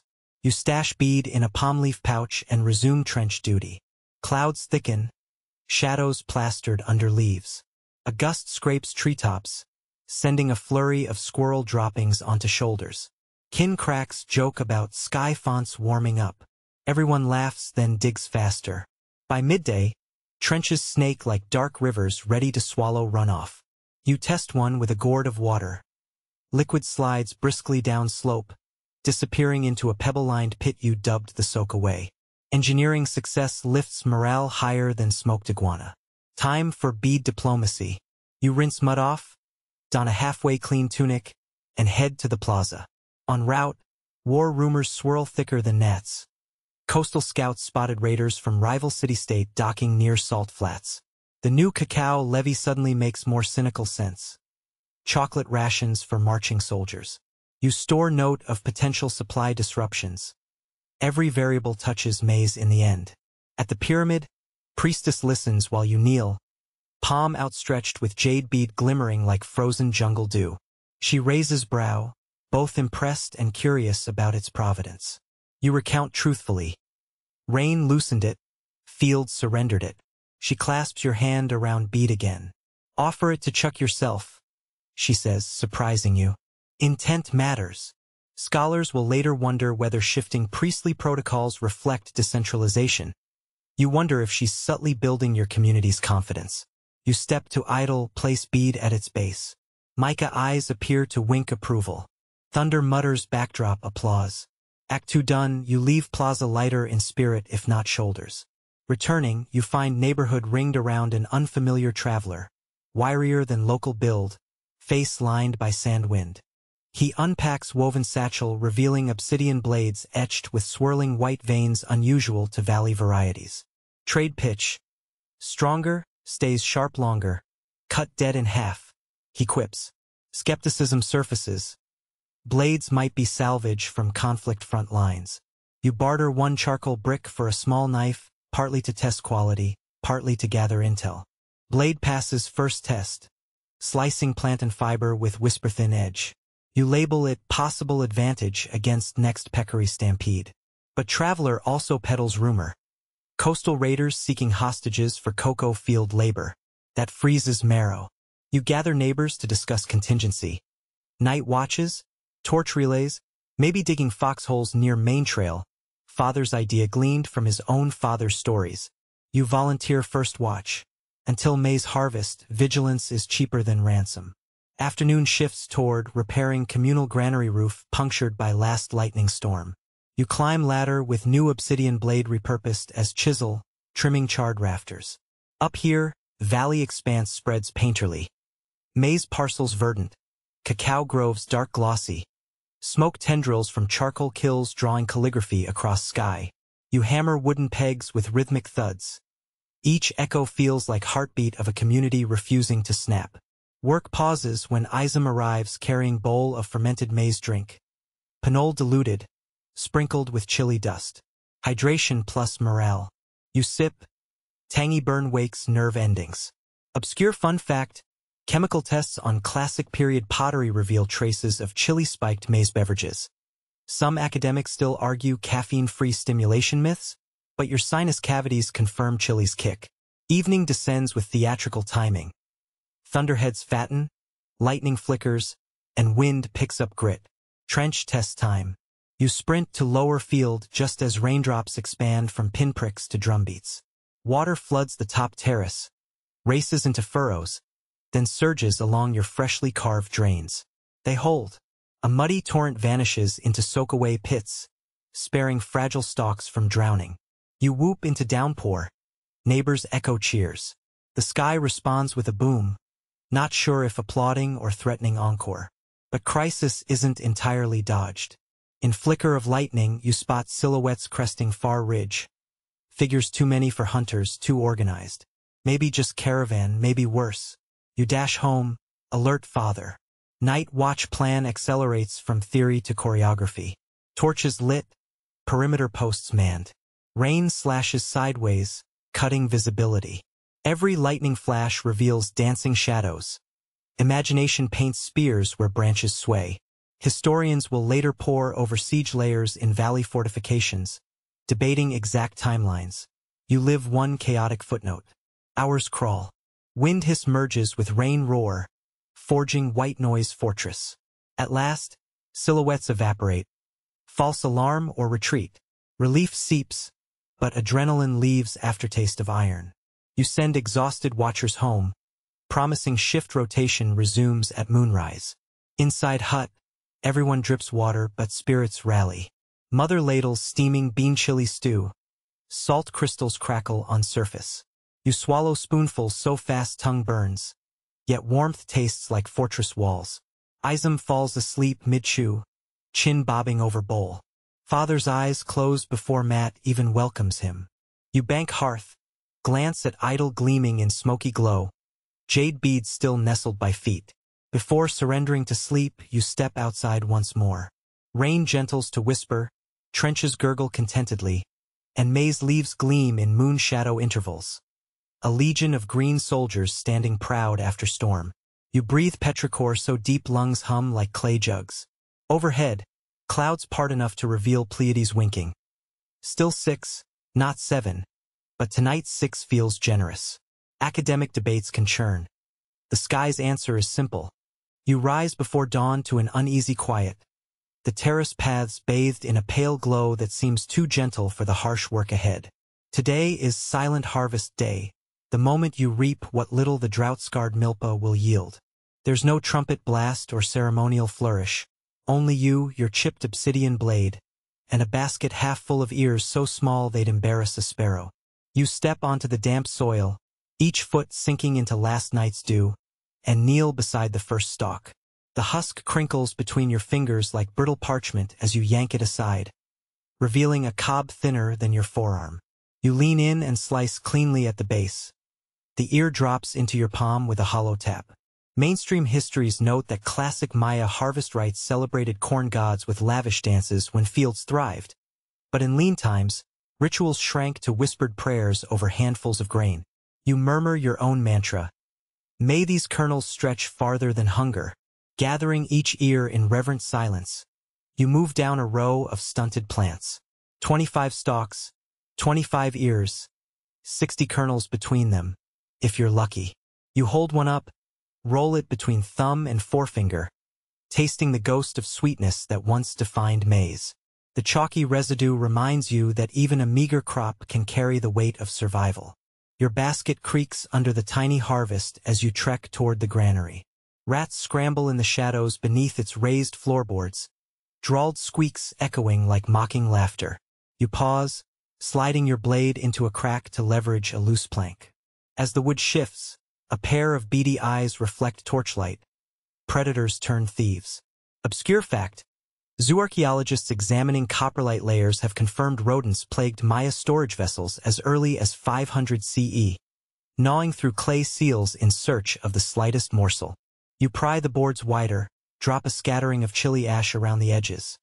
Pepper's sting repels them, or so local lore insists, and replace the plank. Inside the granary, 60 kernels seem overwhelmingly small. You measure them into clay jars, each kernel a tarnished coin. Tradition says a farmer should set aside 1/10 as seed for next planting. This year, your 10th might be literal 1 kernel. Scholars still debate whether such seed reserve customs were formalized in temple decrees or emerged organically among families.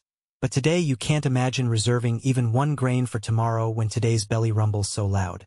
Sun climbs as you seal jars with beeswax and jagged reed strips. Outside, neighbors pass. Baskets equally underweight, faces drawn with the same mixture of shame and determination. You share a nod. No words can ease the sting of communal scarcity. Yet solidarity warms better than any meal. One neighbor shows you a shriveled bean pod, 3 seeds inside. You exchange a kernel for a bean, trading maize for protein in microcurrency you both desperately need. Back in the field, you sweep up dropped cobs and stash them in a corner for the village porridge pot later. Each ear you waste for porridge is a decision to share suffering rather than hoard. Academic footnotes will later frame Maya famine relief as nascent welfare. You live it as neighbors' children crying for anything mushy. Midday haze presses down like an unseen weight. You sit by the granary's stone foundation, cheeks rubbed raw from husking, and crack open a single ear to chew kernels in place. Bite, chew, swallow, repeat. The taste is muted, cornstarch with a hint of earth. You close eyes, imagining tortillas smoked over a roaring fire, the way elders describe feasts that now exist only in murals. A sudden flutter of movement catches your eye. A coatimundi skulks along the granary's shadow. It eyes the scattered husks, salivates at spilled kernels. You rise, brandish your blade's handle, and shoo it away. Obscure tidbit. Genetic studies show coatis regularly raided Maya granaries. They're staples found in ancient middens. Today's miscreant is heir to centuries of opportunism. Late afternoon, you carry your jars to the communal plaza, where sacks of beans and maize line up for redistribution. The priestess calls out names. You step forward and receive a measure of ground corn mixed with water to feed the neediest. It's more than your 60 kernels, but still only a cup's worth. You bow, hands trembling under the bowl's weight, and slip away to share half with your sister, the other half to keep you conscious for tomorrow's labor. As dusk settles, you join a small circle around a smoldering brazier where elder women hush children with tales of past bounties. You toss your last maize husk into the fire, an offering to the corn god who seems to have turned away. Flames flicker, golden tongues licking air thick with smoke and resignation. Some say fire cleanses. Tonight it feels like an altar of what's been lost. The final act of silent harvest is sealing the granary for the night. You weave reed mats over the doorway, not vines tight enough to keep out wind but loose enough to allow air. You whisper a protective charm taught by your grandmother. May these boards stand firm. May our hopes stand firmer. Whether spirit or superstition fortifies your walls, you can't tell. Nightfall brings a quiet broken only by rat squeaks beyond the mats. You press a hand to the reed, as if urging them back. Hunger gnaws, but a deeper ache stirs. The knowledge that survival this season depends on tiny kernels and fragile rituals. Scholars will long dissect Maya famine adaptations. Terrace farming, tribute shifts, diet diversification, but they'll miss the trembling resolve of a farmer clutching 60 grains in darkness. You lie on your reed mat, belly half empty, mind racing through tomorrow's tasks. Chase more pests, mend traps, barter dried beans for second-hand tortillas from coastal traders, and pray the skies relent. Outside, a lone owl hoots, an ancient sentinel perched between stars and earth, murmuring that life persists even in scarcity. You close eyes, imagining maize seedlings bursting through ash-black soil. One kernel. You step into the plaza's swirl of color and clamor, carrying a modest sack of maize over one shoulder, and immediately feel the market's embrace. A hot, fragrant hug of chili smoke, ground cocoa dust, and sun-baked stone. The air vibrates with haggling shouts. Vendors hawking dyed feathers, sea salt pouches, obsidian tools, and coils of copper wire. Here, maize is queen of currency, but courtiers are ruthless. A tall woman draped in scarlet cotton greets you first. "Fresh corn?" she crows, plucking an ear from your sack. You nod, voice low. Fresh, but drought-shrunken. She holds the cob to the light, squints at the kernels. "Half price," she declares. You laugh. A dry rasp you hope sounds sarcastic. "Half my stomach's worth." You counter and keep walking. Lesson 1. Never let the first vendor see desperation's twitch. Stalls line every available inch. A spice merchant offers chili pepper dust for half a cob each. You breathe in its acrid heat and cough. "Make my corn sneeze or my tongue bleed?" You joke, handing over a single kernel. She grins, sprinkling chili into a cloth pouch. Obscure tidbit. Chemical analyses of classic Maya cooking pots reveal capsaicin, chili's active compound. Left residue that withstood centuries, suggesting chilies were central to their cuisine, not mere decoration. You pocket the spicy trade, pleased to know your cough echoes tradition. Next, a trader in sea salt presents his wares, white crystals shimmering like broken clouds. You balance kernels against salt blocks on a rough-hewn limestone slab. The scale wobbles. The trader's apprentice huffs.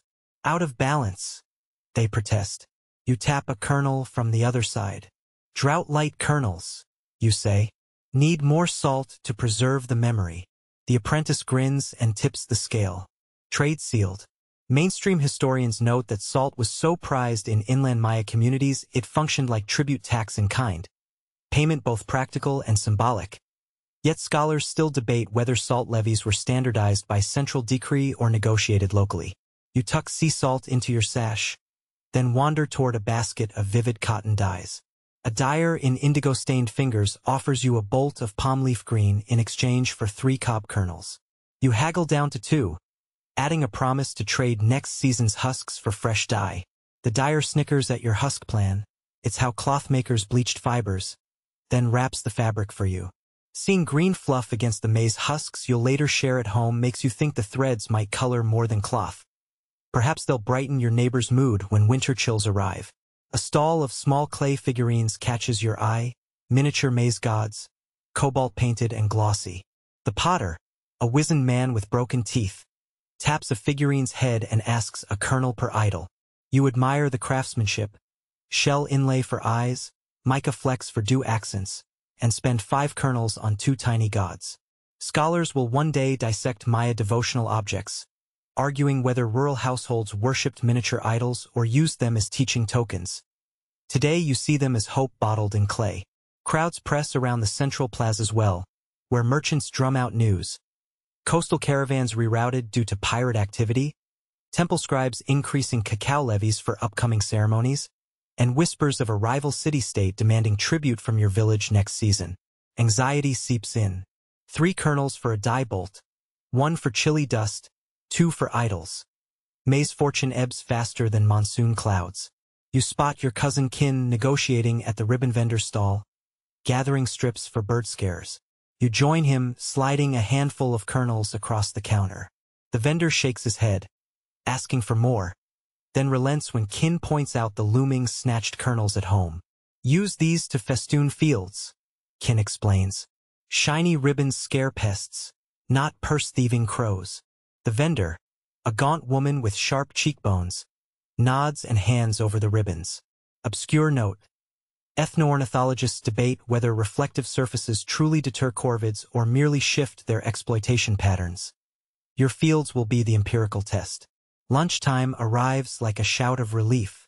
You and Kin find a shaded bench where you break corn grits into a coarse porridge, ladling spoonfuls of salt-spiked water. An obligatory midday ritual for farmers. The porridge is thin but warm, each mouthful a salt-kissed promise.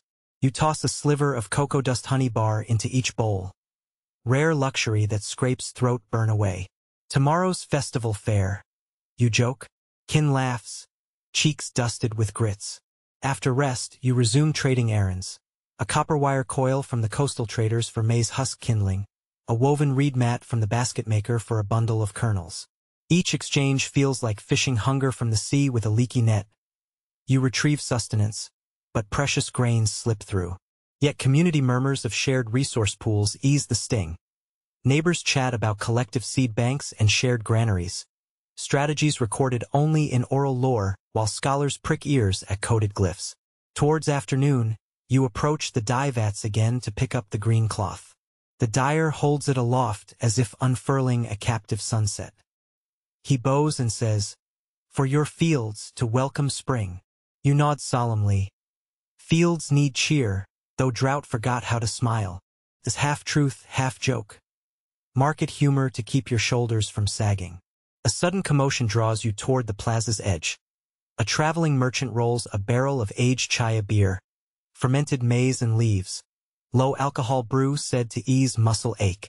He offers a sample cup for a single cob kernel. You sip the heady drink, tart, earthy, with a subtle corn sweetness, and wince. Yet the tingle in your veins spreads soothing warmth. You pay the kernel, then pay another for a small jug to take home. Pain relief and merriment for the evening watch. Sun dips low, shadows stretch across the plaza, and marketplace fervor softens into lull. You gather your dwindling maize, salt, copper wire, dyed cloth, ivory-bright idols, and your jug of beer, assembling a patchwork of goods that represent a day's worth of negotiation, humor, and sacrifice. Each item carries both utility and memory. Salt for preservation, cloth for comfort, idols for faith, beer for solace. On your way out, a scribe apprentice approaches, scroll in hand, ink-stained fingers trembling. "Record your trades," he says, tapping kernels and goods into columns. "Tribute ledger for the council." You watch as he tallies maize given and goods received, a ledger that will travel to palace halls. Decades hence, historians will cite these ledgers to argue about economic resilience. Yet they will miss the human calculus behind each kernel spent and each cloth-dyed bolt treasured. As twilight settles, you step beyond the plaza's bustle and into the quiet path home. Fireflies ignite among the maize rows like tiny lanterns guiding you back. Your sack is now lighter in maize but heavier in salt and dye. Your pack is fuller with hope tempered by necessity. You pause at a shrine beneath a sapodilla tree, placing a final kernel atop a flat stone and murmuring, "May trade's promise nourish field and soul." You arrive home under a sky slick with stars, unload goods beside the hearth, and share salt-cured stew with your siblings. You drape the green cloth across the hut's entrance, its color a silent herald of spring to come. Finally, you crack open the jug of chaya beer, passing cups around. Laughter rises, fierce against fatigue, proof that even you take your place on a half-sunken log ringed by glowing embers, the bonfire's heat humming through your bones like a distant drumbeat. Above, the night sky stretches wide and inky, stars pricking holes overhead where celestial water might leak down. Around you, the village's elders settle, leaning on obsidian-tipped staffs, faces lined by smoke and decades of lived seasons. Tonight, they'll tell the story of floods so vast they wiped creation clean. A tale both terrifying and strangely comforting, for it reminds you that even ruin can reset the world. An elder stands, robes brushing ash-dark earth. She begins in a voice that trembles just enough to prove she's alive. In the time before time, the gods grew jealous of their own reflections. They marveled at forests and mountains, then quarreled over who ruled the sky. In anger, they unleashed the great flood to bathe the newborn world in clarity. Her words swirl with smoke, each syllable a flicker in the firelight. Mainstream scholarship recognizes such flood myths across Mesoamerica. Archaeologists have uncovered sedimentary layers in cenotes and lakes that hint at multi-century inundations, likely caused by extended rainy periods or rising sea levels. You shift, letting your elbow rest on a nearby stone and murmur. So the gods invented hydroengineering to demolish their own blueprint? Top-tier planning, honestly. A snicker ripples through the young farmers behind you. Half irreverence, half relief that someone else notices the cosmic irony. The elder pauses, raising her hand. "Respect the story," she admonishes softly, but her lips twitch at your quip.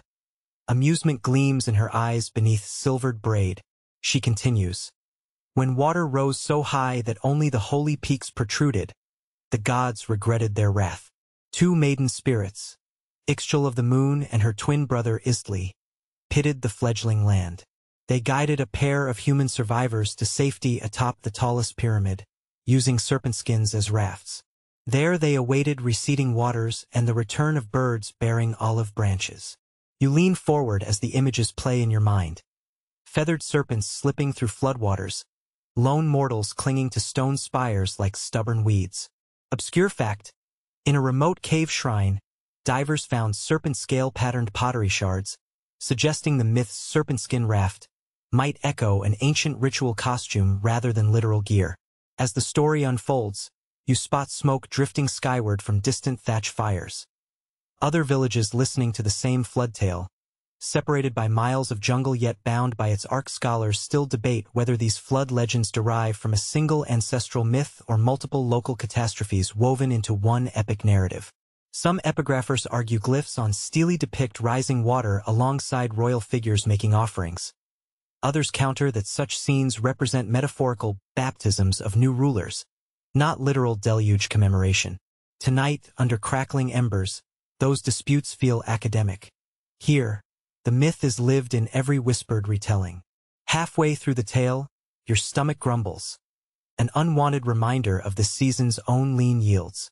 You discreetly press a dried bean pouch against your side, feeling the bulge of hope inside.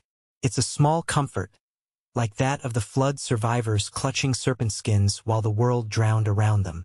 Around the fire, torches sputter as the wind picks up, carrying the scent of damp leaves and distant smoke, folding the myth into the present night. Then the elder pauses, gesturing toward a blackened clay bowl at her feet. Inside, a single seed floats in water, an enactment of rebirth. "This is the seed of renewal," she says, lifting the bowl so each reflection wavers in dancing light. You notice ripples as a breeze brushes the surface. "The seed that survives flood will feed 100 mouths," she intones. You catch yourself rolling your shoulders, imagining that same seed buried in your half-empty granary, waiting to defy drought instead of flood. A younger villager pipes up. "But why only one seed? Why not more survivors?" The elder answers, voice hushed, "Balance, child. Creation demands sacrifice. Even seeds sleep in darkness before they awaken." The answer hangs between you, a solemn echo of the harvest's fragility. In your mind, you count kernels. 60 from your silent harvest, 25 ears from the granary right. Each one a potential new life, each one a vote cast for tomorrow. The bonfire crackles louder as she concludes. So the waters receded, and the maiden spirits taught the survivors how to plant maize, how to read clouds, and how to honor both flood and drought. They taught that the earth and sky are a single drum, beating in cycles of destruction and rebirth. You feel the earth beneath your feet pulse with that rhythm, a reminder that this story isn't only past, it's your present. After the tale, communal hush lingers. Then the elder gestures. Who questions the god's logic? You raise your hand, heart thudding like an offering drum. They drowned everything because they couldn't skip town when their plans backfired? The circle ripples with laughter, relief at shared candor. The elder nods slowly. Even gods lack perspective until they are humbled. Your doubt is the spark of wisdom, but temper it with respect. Another ember of laughter, then solemn bows. A basket makes its way around, offering a taste of roasted squash and maize cake doused in honey. You take a bite. Sweetness sliding over tongue feels like hope baked into dough. As you chew, you consider the parallel between floodborne renewal and tonight's community gathering. Just as survivors perched above waters, you perch on this moment of shared myth, leaning on neighbors to keep your stories, alive. The fire dies to embers. The night air cools with whispered crickets. You stand, brushing ash from knees, and step toward the edge of the plaza.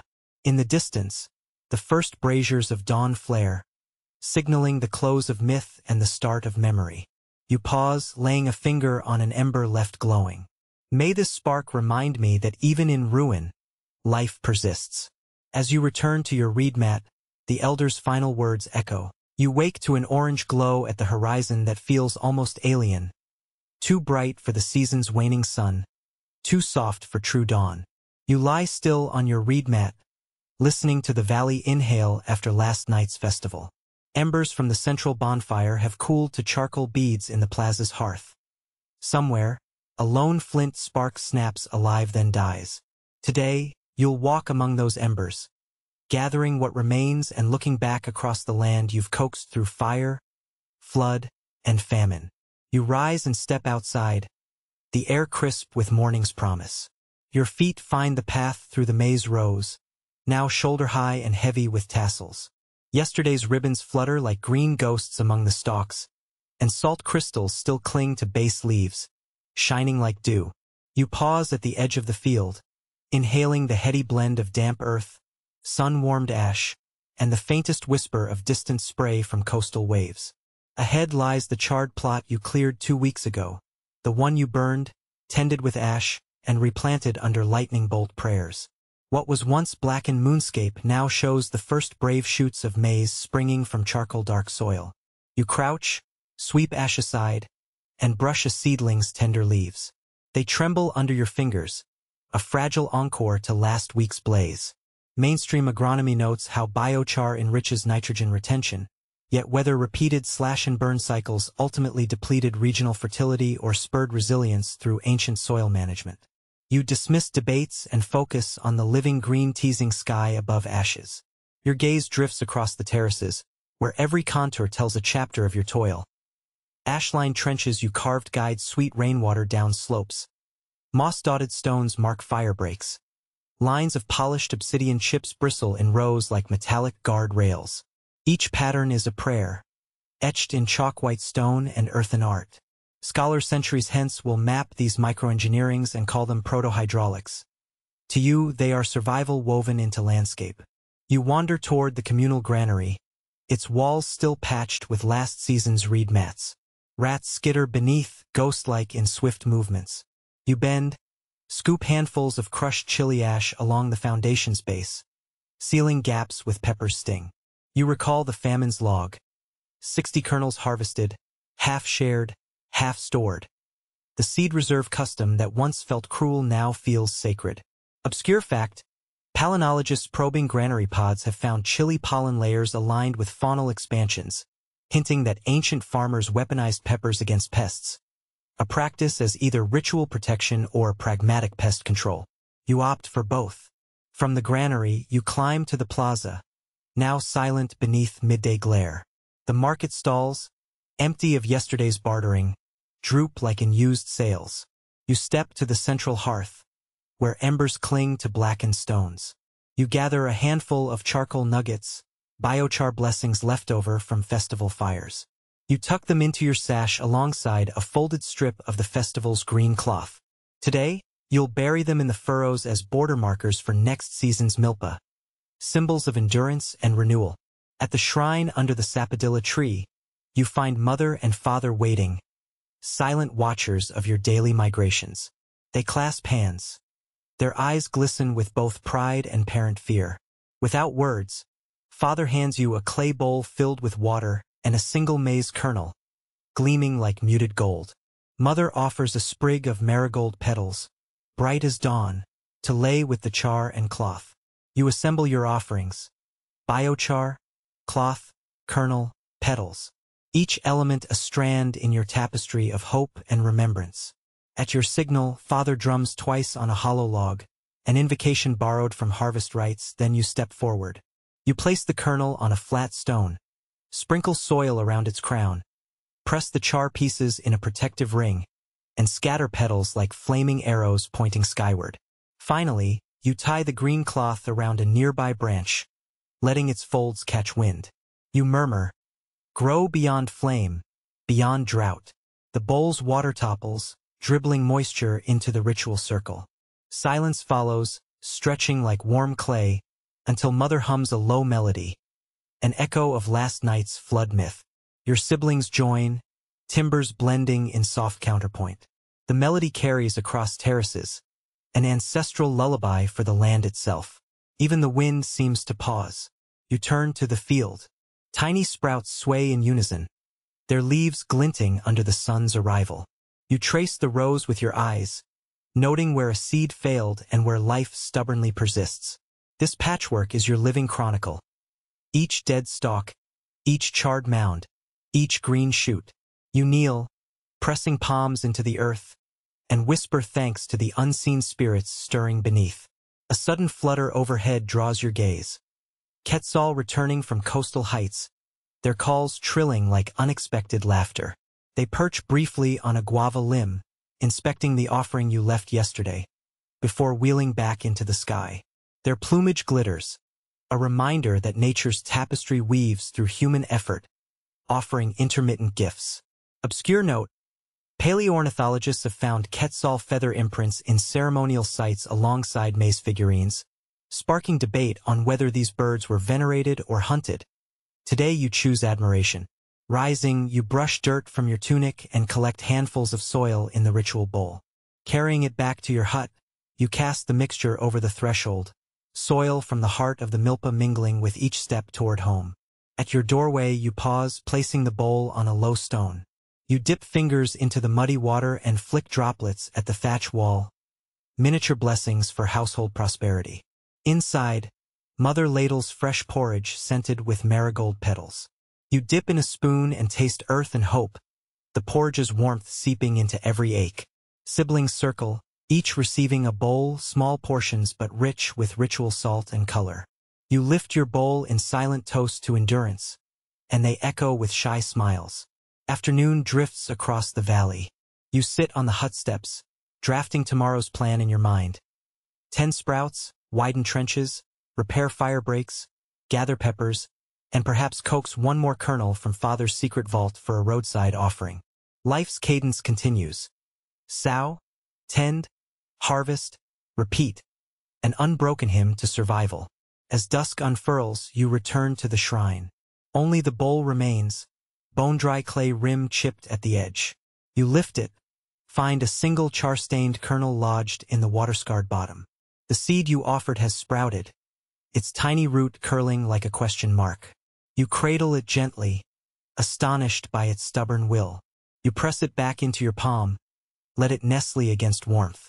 The valley cools, stars emerge, and embers from distant hearths. You slip out before dawn, guided by a single lantern's glow, and climb to your favorite perch atop the highest terrace. Below, the valley yawns in half-light. Maize fields stitched with green lines, ash-black patches where biochar had lain, and the skeletal silhouette of the old granary. Today you stand at the edge of seasons, sweeping your gaze over every contour you've shaped. In your hands is the final handful of post-harvest seed maize, 36 kernels that carry the year's worth of hopes, debts, and ceremonies. You press them between thumb and forefinger, feeling each one's unique ridge, recalling the prayer you murmured when you planted it. Mainstream agronomists praise the Maya's ingenious milpa rotation, alternating maize, beans, and squash to maintain soil fertility. Yet this year's drought tested even those time-honed methods. Whether late classic population pressures outpaced fallow cycles, but your cracked fields tell you resilience depends on vigilant care. Beneath your feet, the terrace's retaining wall bears your handprints imprinted in wet clay during last month's repair. You kneel, trace the grooves, and whisper an apology for every grain lost to rodent raids or salt trade. Obscure fact: archaeologists recently discovered teeny snail shells embedded in classic-era terrace fills. Ancient little engineers whose calcium shells stabilized soil and whose abandonment today may weaken hillside integrity. You ponder how tiny lives, like tiny seeds, shape the grand narrative of survival. Ahead, your mother approaches, bearing a woven basket of fresh chaya leaves and a coil of copper wire. Gifts for tomorrow's work. She smiles, too proud to wear guilt over the season's lean yield. You slide the seed maize into her palms. These belong to the next planting, you say softly. She nods, understanding that preservation now seeds promise later. Across generations, households have pooled their scarcest reserves in communal seed banks, a practice villagers credit with averting outright famine, though historians still debate its prevalence across regions. As dawn brightens, you rise and step down into the terraced rows, planting each kernel in its shallow cradle of renewed biochar and sifted topsoil. You pat gently, counting 1, 2, 3, 36. You pause at the last hole and hover your hand above it, offering a silent vow. Grow for me, little one. Despite this year's hardships, hope clings to every buried seed like morning dew. Behind you, the whisper of rattling obsidian beads announces your cousin Kin, who emerges carrying necklaces of polished jade chips.